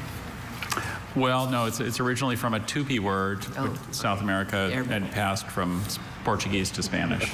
Okay, repeat the word. Ayapana. Repeat all the information. Ayapana is a noun from a Tupi word that passed from Portuguese to Spanish. And ayapana is a low-spreading herbaceous Brazilian shrub whose long, narrow leaves are used to make a mildly stimulating decoction resembling tea. All right, are there any alternate pronunciations? Just the one. Ayapana. Ayapana. A-Y-A-P-A-N-A. Ayapana. That is correct. Thank you. And at first glance, it looks like a Sanskrit word with all the A's there. So understandable why Faison, last year's runner-up, would go there. And he wasn't thrown by that unexpected answer. Hello. 5 more. Hi, Brihasa. This word has a homonym. The word is bait. This bait means subject to a penalty for failure to fulfill one's contract. It's used in certain card games. It's an adjective. Can I have all the information? Sure. Bait is an adjective. It's from French, which took it from a Latin word. Bait means subject to a penalty for failure to fulfill one's contract. It's used in certain card games. Denard went bait for taking just a single club, so his points were awarded to the winner of the hand. Bait. Can you repeat the language of origin, please?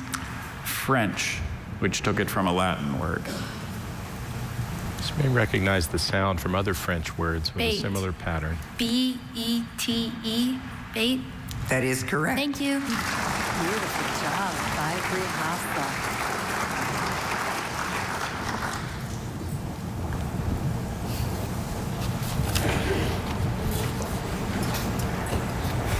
Hi. Hello. Sucus. Sucus. May I have all the information, please? Sucus is a noun from African French, which formed it from Latin-derived French. Sucus is popular guitar-driven dance music created in the Democratic Republic of the Congo under the influence of Cuban rumba.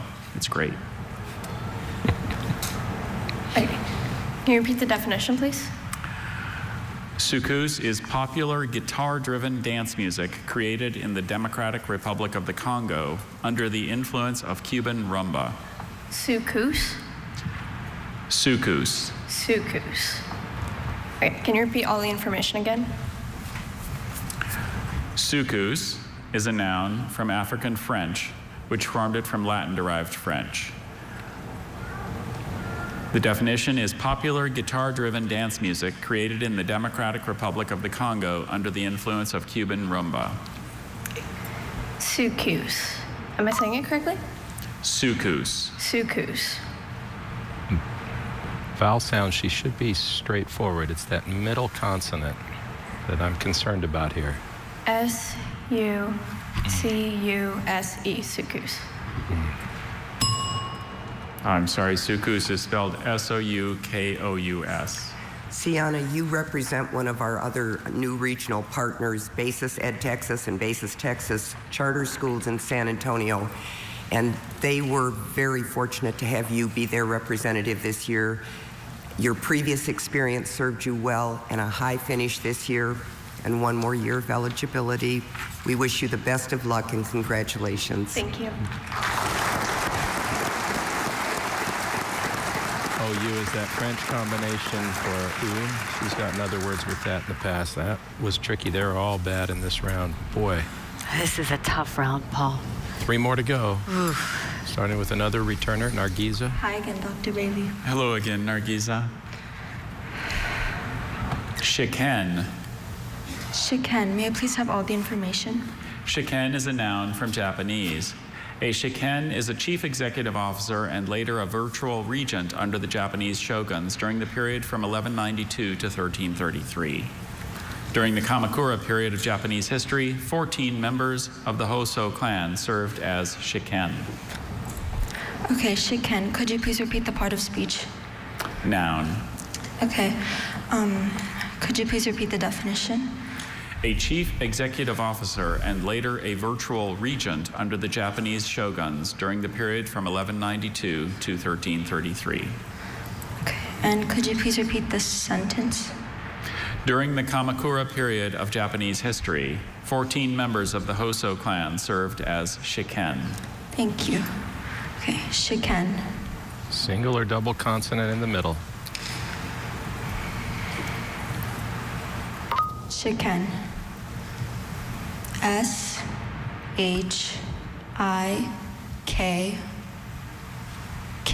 Shiken. That is correct. Thank you. Look at her That telltale pause again. Should I throw another K or not? Japanese, one of the only languages you see that double K in. Boy, that was excellent. What a great job by Nargiza. Hi, Declan. Hi. Eusacapio or Eusacapio. Eusacapio. May I have all the information, please? Eusacapio or Eusacapio is a noun from Latin. It is a mode of acquiring title to property by uninterrupted possession of it for a definite period under a title acquired in good faith. It's used in Roman law. Eusacapio, Eusacapio. Eusacapio, U-S-I-C-A-P-I-O,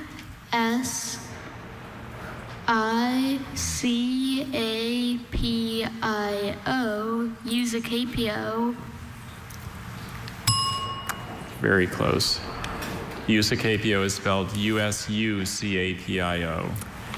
Oh my goodness, Declan, your energy has just lifted all of us up. What a joy you have been to watch spell and to be on that stage.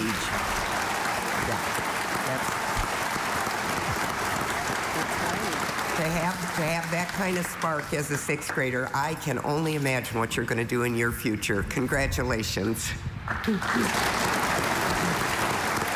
Great job, Declan.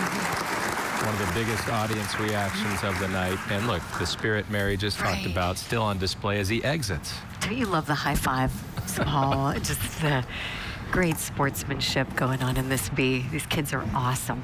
Even had a spring in his step. Here comes Ethan, our final speller of the round. Hi, Dr. Bailey. Vibaces. Vibaces. Could I get all the information, please?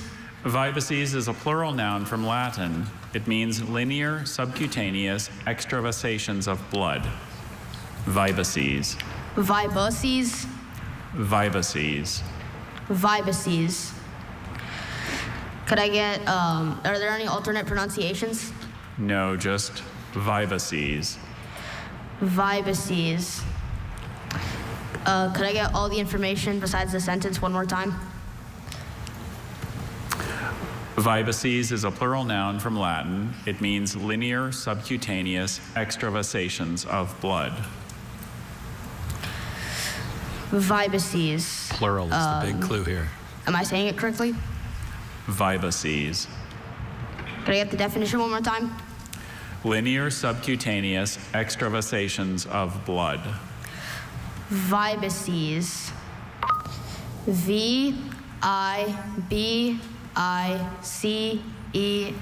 Vibaces. That is correct. Singular vibex, plural vibaces, just like index, indices. He knows his rules. Well done, Ethan. Yes.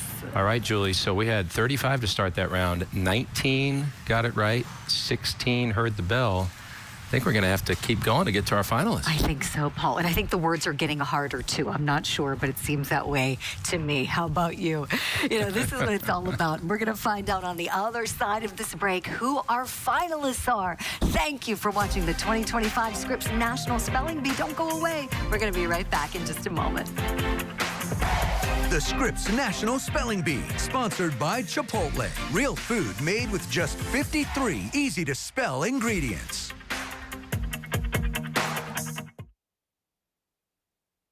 The power of duos. Fox tonight. Double Gordon. Look at this place. You have to be kidding me. Damn. Means double trouble. Stop cooking. This restaurant is closed. First, MasterChef Dynamic Duos heats up. 2 is better than 1. I'm expecting fireworks. Then on Secret Service, Gordon's on a mission to save struggling restaurants. So gross. You should be ashamed. I'm not ashamed of the 4.6 rating. There's rat droppings everywhere. Where's that on your rating? All new MasterChef Dynamic Duos, followed by Gordon Ramsay's Secret Service tonight on Fox.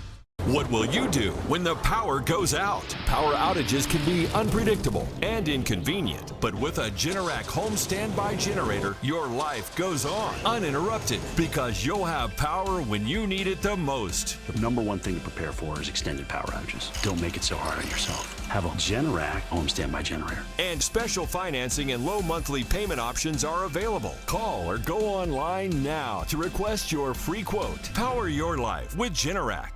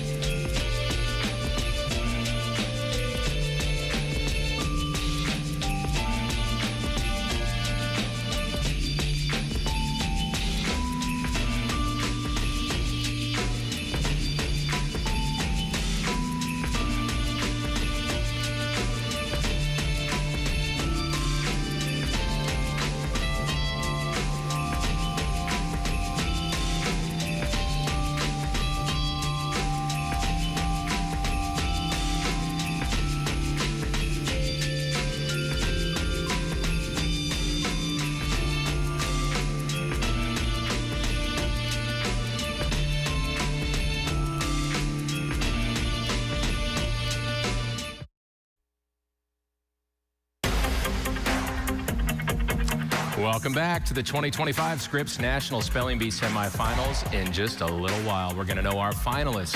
Somewhere between 10 and 15 spellers are going to qualify for tomorrow night. Right now we have 19, but who knows better what they're going through than this guy right here. Remember him? Bruhut Soma, our 2024 bee champion. Bruhut, do you remember kind of this point in the competition where you knew probably if I spell one more word correctly, I'm going to make that primetime final on Thursday night? Yeah, I do. I actually do remember that really well. And there were, I think, around 16 semifinalists. And then all I had to do was just spell one word I knew, because after that, they would just take everyone to finals. And then once I got that word, I was just so happy because I realized I knew it. So it was just great, but the tension right now is really high because it's just one word that separates you right now from the semifinals and the finals. So good luck to all the spellers. He said it, right? And he's always smiling. Let's see how many smiles we see on this stage as we go to another round. 19 spellers remaining. Who's going to make the finals tomorrow night? Let's find out. Beginning another circuit on the stage. And once again, we start with Isha, 7th grader. Howdy, She's been incredible. Isha. First time here. You guys are doing great. Ectexine. Ectexine. Are there any alternate pronunciations? I have ectexine or ectexine. Ectexine. May I have the definition, please? A structurally variable outer layer of the wall of certain spores, such as pollen grains. Ectexine. Does this come from Greek ect, or ecto, meaning out? Yes. Ectexine. May I have the language of origin, please? That answer It's from a part that passed into Latin from Greek and a part that probably passed into German from Latin. The root is usually ECT, Does but this this come time from it's spelled with a K. Latin ex, meaning out? Yes. Ectexine. May I have the part of speech, please? Noun. Can you repeat the word? Ectexine, ectexine. Ectexine, ectexine. May I have the language of origin? It's from a part that passed into Latin from Greek and a part that probably passed into German from Latin. Ectexine, ectexine. Ectexine, ectexine. Ectexine. Ectexine. E-K-T-E-X-I-N-E.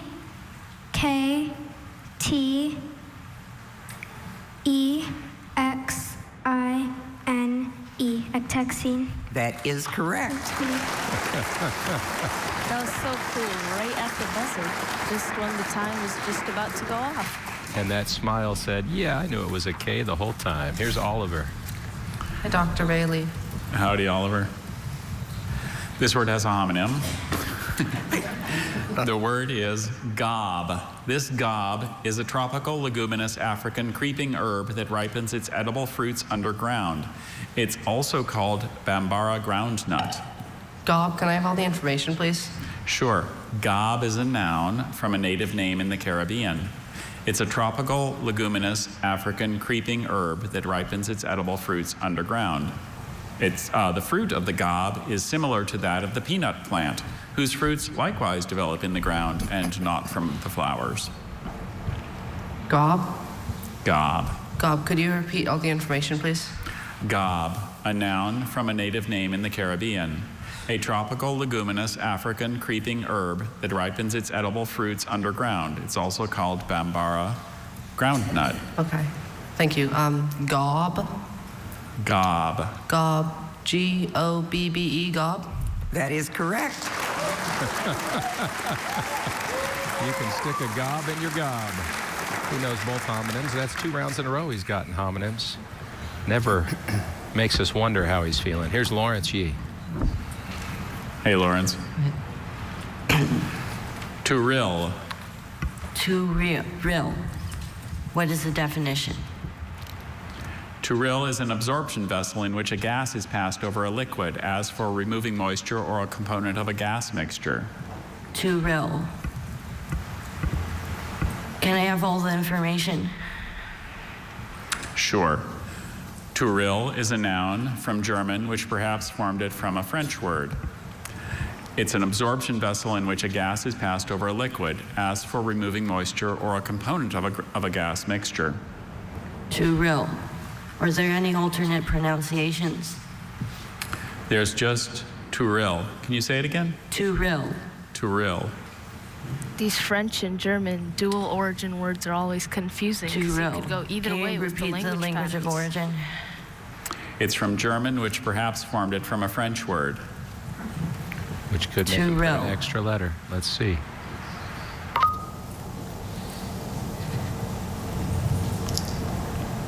T-U-R-I-L, Turil.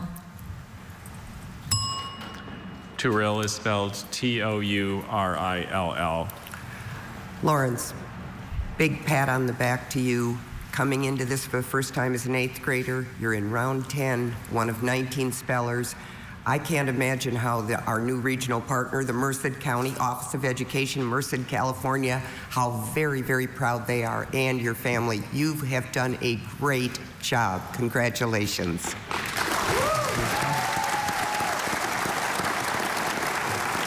And to echo Mary Brooks there, also one of last year's finalists who went up against Bruhut, Rishab, really convinced UC Merced and the County Office of Education there to create that opportunity that Lawrence made the most of. Here's Hannah. Dr. Bailey. Bromerite. May I have all the information? Bromerite is a noun that consists of 2 originally Greek elements plus an English element. Bromerite is a mineral consisting of native silver bromide that is yellow in color. Bromerite. Can you repeat the etymology? It consists of 2 originally Greek elements plus an English element.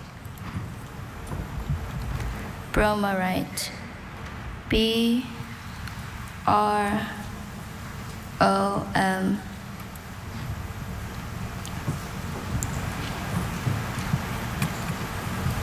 A-R-I-T-E, bromerite. So close. Bromerite is spelled B-R-O-M-Y-R-I-T-E. Hannah, big hug to you, too. Here you are in round 10 of 19 spellers. You're a 7th grader. You're here for the first time. Amazing job. So proud of you. Be proud of yourself. Congratulations. Thank you. Bruhut, how often did you have to guess on a schwa that you really didn't know?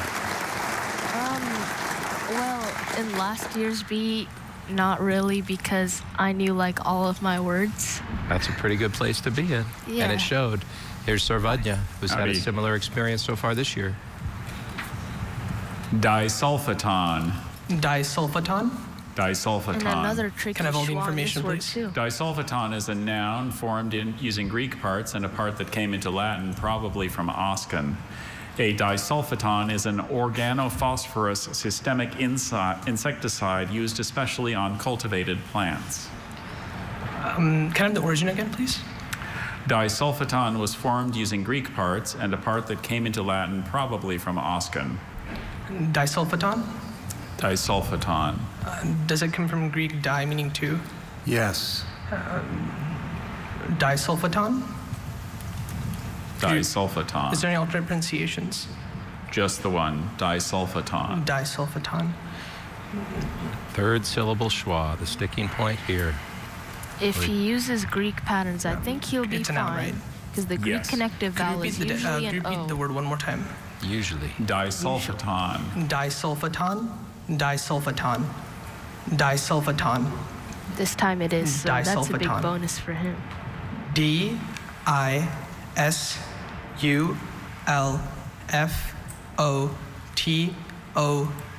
Disulfiton. That is correct. So another Californian moving on. And now we're moving to Colorado. Which has quite a history in this bee. 7 past Hi, champions Vade. from the Rocky Mountain State. Elastadite. Can you repeat the word? Elastadite. Can I have all the information, please?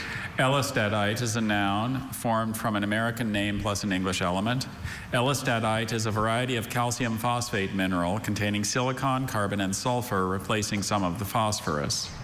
Elistadite. Elistadite? There's a lot of May I have minerals. language of origin? It's from an American name plus an English element. And a lot of names, too.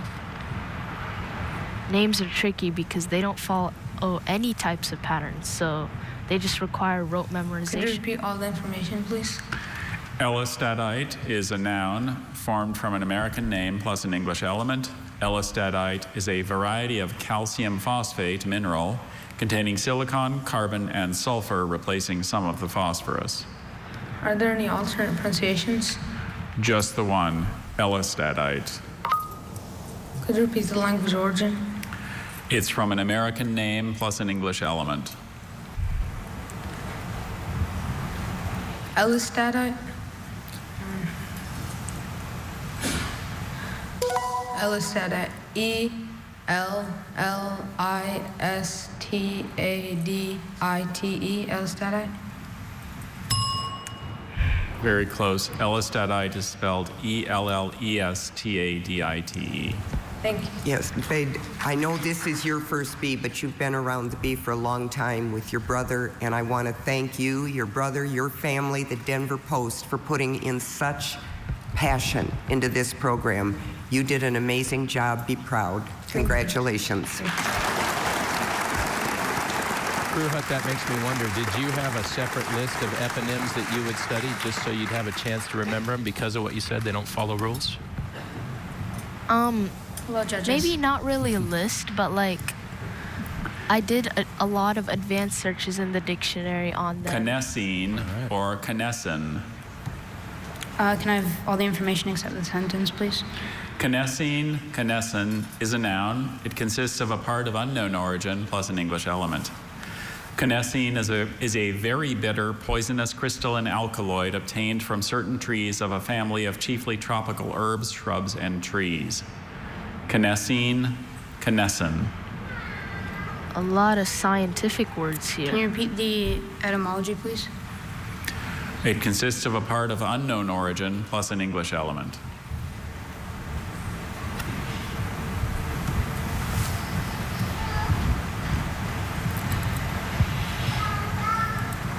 Can I have the definition again, please?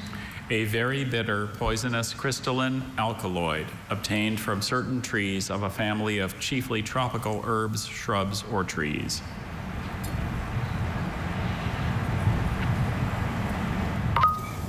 And the etymology one more time, please. It consists of a part of unknown origin plus an English element. Okay. Can you repeat it one more time?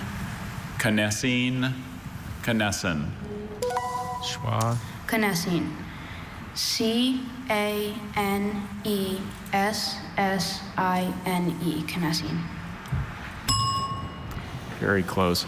Canesine is C-O-N-E-S-S-I-N-E. Okay. Nathan, I know this is the end of your spelling bee journey, but I think the sky's the limit for you. You have impressed us so much, and I know what commitment you've had to this since 2023 and all the way to this year. Thank you. Congratulations. You did a great job. Thank you.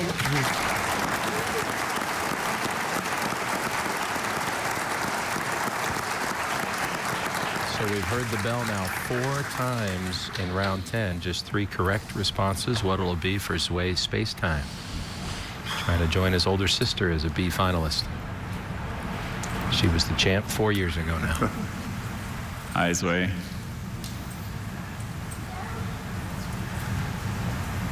Cosalana, or Cosalana, or Cosalena. Definition? The dried bark of a South American tree used as an expectorant. Language of origin? Probably from Spanish. Part of speech? Noun. Say what again? Cosalana, Cosalana, Cosalena. Cosalena? Cosalana, Cosalana, Cosalena. Can you say it again? Cosalena? Guess the best bet for this word is just try to keep it simple and try to follow the patterns. Cosalana. That second syllable could be problematic. C-O... Can you please start over again? Sure. Of course. Cosalana. C-O-S-A-L-A-N-A. Cosalana. I'm sorry, Cosalana is spelled C-O-C-I-L-L-A-N-A.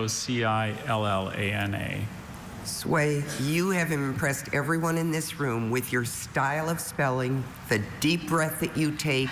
Your passion and commitment is just all over you when you're up there. So very proud of you. Congratulations. That's one where you have to wonder if Kosiana had been an extra pronunciation, might he have deciphered it? And next up is Srividya, the only Floridian left in the speed. Hello. You know your stuff, Hi, Srividya. Thank you. And you're from Florida. Colicore. Definition. Colicore is a specialized segment of certain chromosomes that functions like a chiasma in bivalent formation and is thought to be lacking in genes and comparable to a centromere. If she knows the Greek Repeat roots the word. for this word, she'll be fine.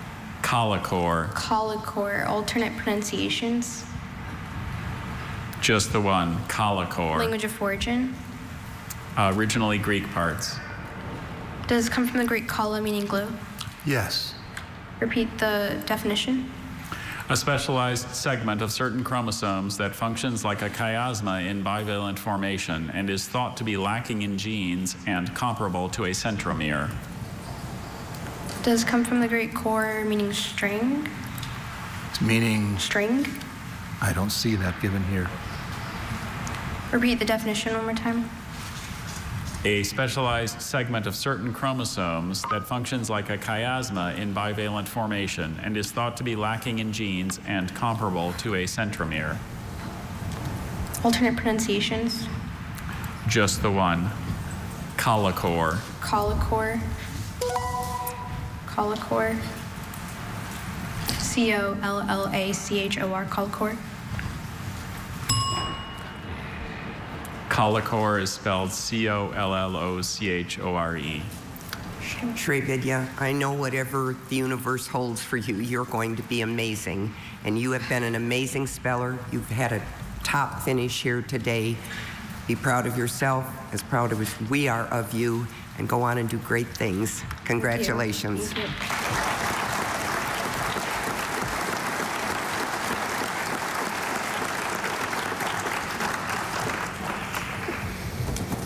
Such an incredibly difficult round. Let's Hello, see how Dr. Sarv Billy. fares. Hello. Only 3 people so far are going on to the Levalorphan finals. or Levalorphan. Levalorphan. May I please have all the information? Levalorphan is a noun formed from 2 Latin parts, a Greek name and an ultimately Greek element. A drug related to morphine that is used to counteract morphine poisoning. Does this come from the Greek allo, meaning two or different? I don't see that given here. Could you repeat all the information? Levalorphan. Levalorphan is a noun formed from 2 Latin parts, a Greek name and an ultimately Greek element. A drug related to morphine that is used to counteract morphine poisoning. Levalorphan. Levalorphan. Levalorphan.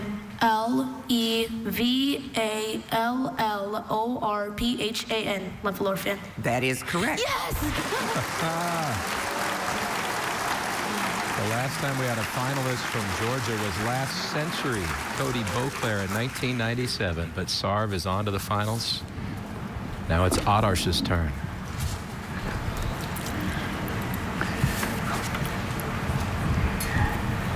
This is his 3rd time at the TB1. TB1. May I have all the information? TB1 is a noun. There is no origin listed for this word in our dictionary. TB1 is a bitter, pale yellow crystalline drug that inhibits the growth of the bacterium that is the cause of tuberculosis. It's also called thiacetazone. TB1. This word literally sounds like the letter T, the letter B, and then the number 1, but it's not. TB1. TB1. Was there any alternate pronunciations? There's just the one, TB1. But I'll say if you have seen this word before, it is pretty memorable. TB1. And if you haven't, very tough to guess.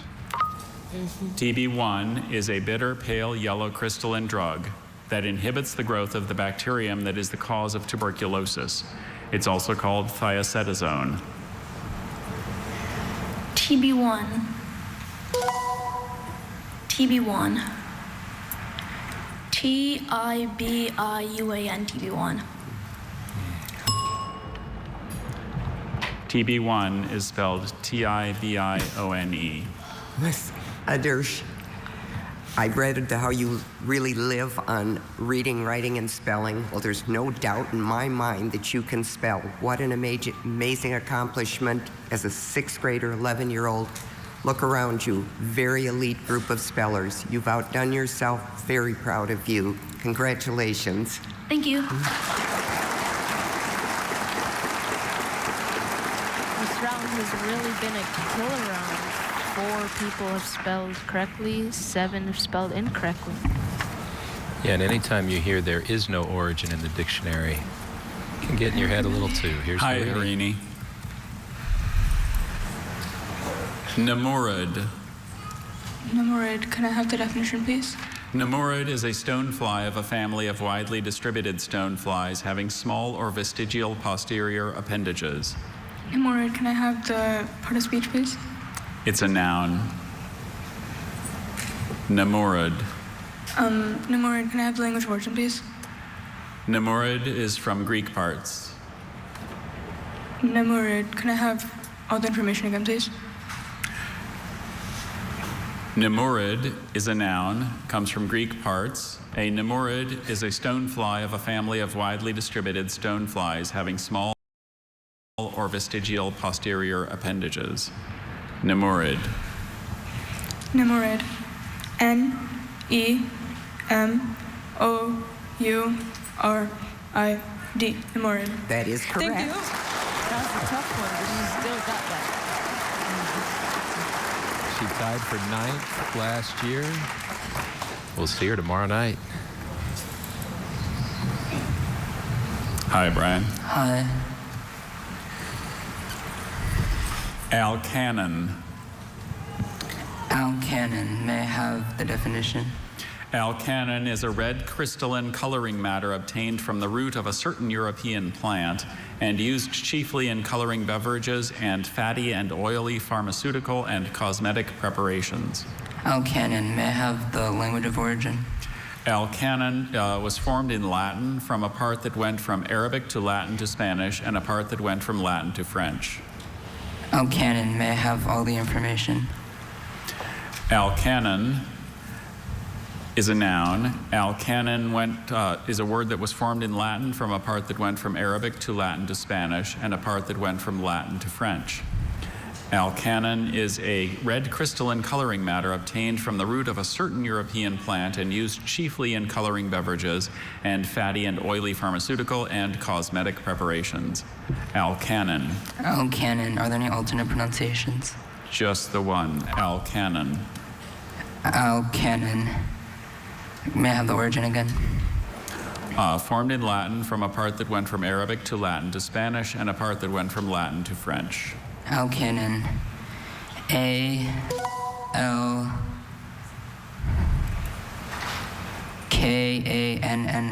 Alkanon. That is correct. Thank you. Ruhan, I've got to ask you, when you have that many different language combinations in the origin, what do you do with that? Just like, I guess hope you get it right, you know? Right.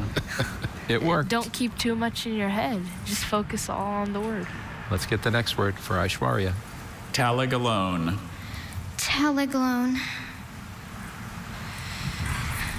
Can I have the definition, please? A sand mullet or a related Australian fish. Taligalone. Taligalone? Taligalone. Are there any alternate pronunciations? Just the one. Taligalone. Taligalone.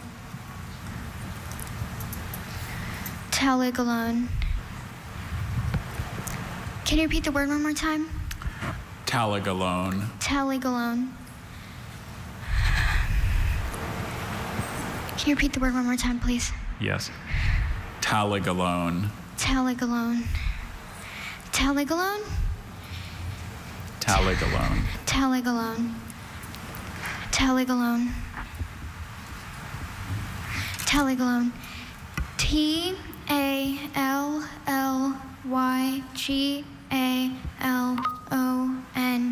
Taligalone. That is correct.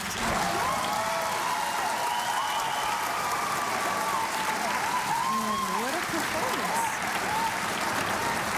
I think we're at that point in the competition. Words can't tell the story. Their reactions say more than we could. Tahine.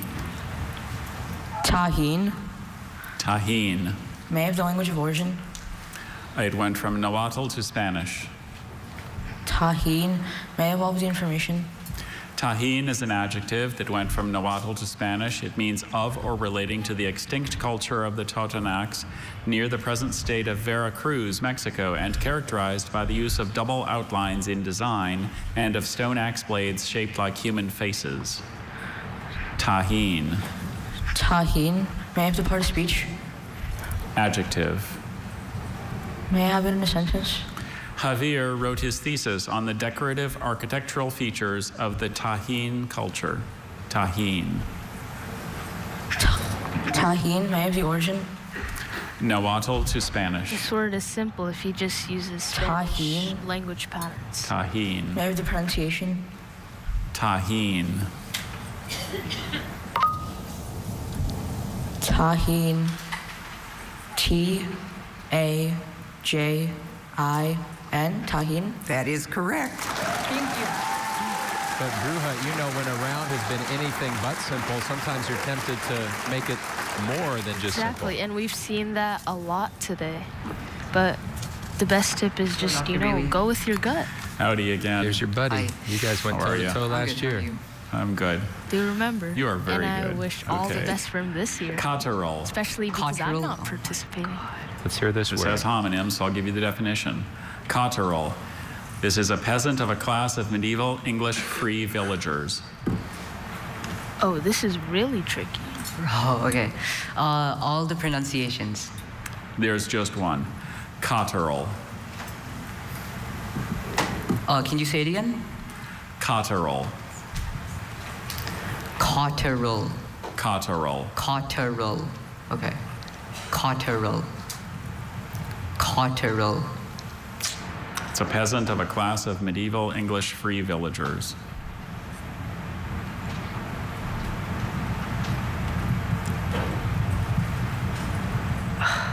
Okay.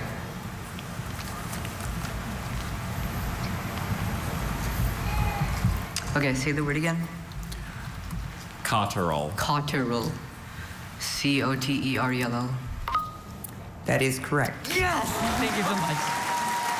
Okay, I think he was just having one of those moments where he recognized the word but just couldn't remember how to spell it. He sure sold us if he didn't know it. That was about as much emotion as we've seen from Faison today. Hello, Vrihasa. Vrihasa's turn. This competition have been full of emotion, and I like it. Carjaweelan. Can I have all the information, please? Sure. Carjaweelan is an adjective. It was formed from a Latin word plus an English element. Carjaweelan means of or relating to a genus of birds containing the goldfinches, redpolls, linnets, and related birds. Can I have the alternate, please? There's just the one pronunciation. Carjaweelan. Carjaweelan. Carjaweelan. Can you repeat the definition, please? of or relating to a genus of birds containing goldfinches, redpolls, linnets, and related birds. Carduelin. Carduelin. Say it again. Carduelin. There are no alternates, right? That's right. So yeah, 3 Can I have the word in a spellers sentence, remaining please? in this round. When asked 9 what he have thought already of punched Donna their Tartt's tickets novel to The the Goldfinch, Drew, who had 7 only have pretended ringed to the read bell. it, answered, "Oh, you know, it's wonderfully Carduelin." Carduelin. C-A-R-D-U-I-L-I-N-E. Carduelin. So close. Carduelin is C-A-R-D-U-E-L-I-N-E. Brihasa, what a run you've had last year and now this year. Amazing performance. And a shout out to the new regional partner that you represent, the Fort Worth Public Library and the Fort Worth Sports Commission. I know how proud they are of you. Congratulations. Thank you. The way she was pronouncing it, I thought she had it, but again, so many possibilities in your mind. She and her sister have both come oh so close. She does have one more chance next year, and we still have a couple more spellers here in the round. Hello again, Dr. Bailey. Hello, Nargiza.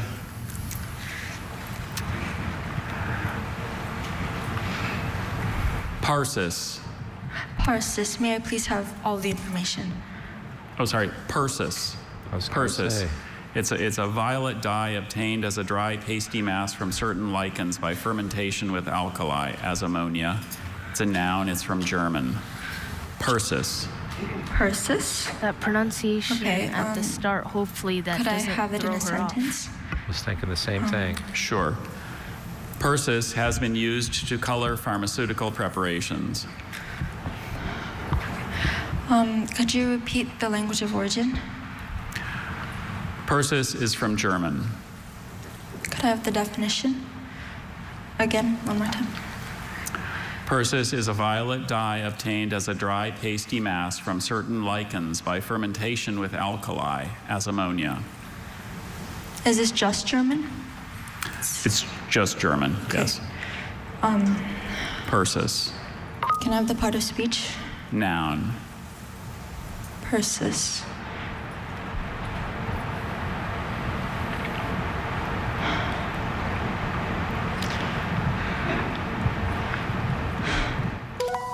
Persis, P-E-R-S-U-S, Persis.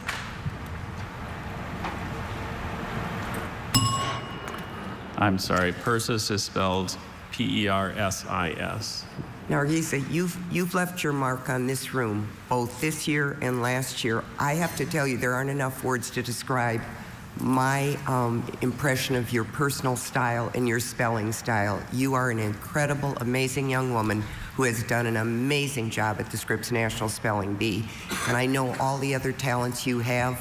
Go pursue them. Congratulations. Thank you.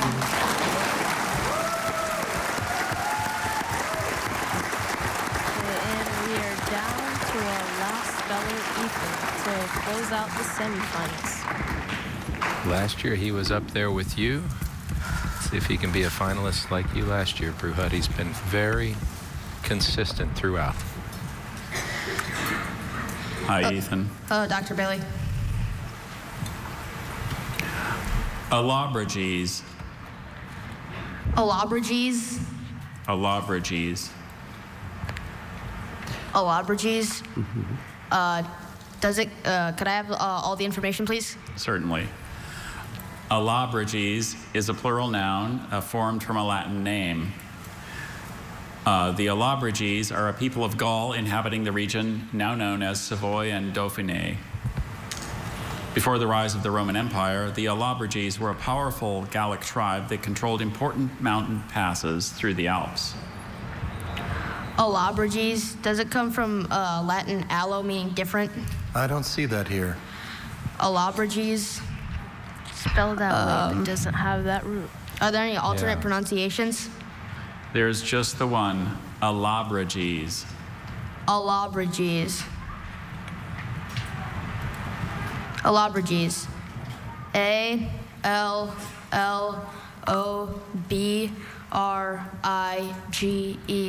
Alloberges. Alloberges is spelled Allobroges. Ethan, that was a great try, and look around you where you finished up. I know you're disappointed, but in this group of semifinalists, what an impressive job you have done spelling. Congratulations, first B, maybe back. We're proud of you. Thank you. That means every speller eliminated in that round tied for 10th out of 11 million who started at the first level of this competition and 242 who made it to Washington. Congrats to all those who tied for 10th. But now we have, in Brew Hut, you know what this feels like, your Scripps National Spelling Bee finalists for 2025.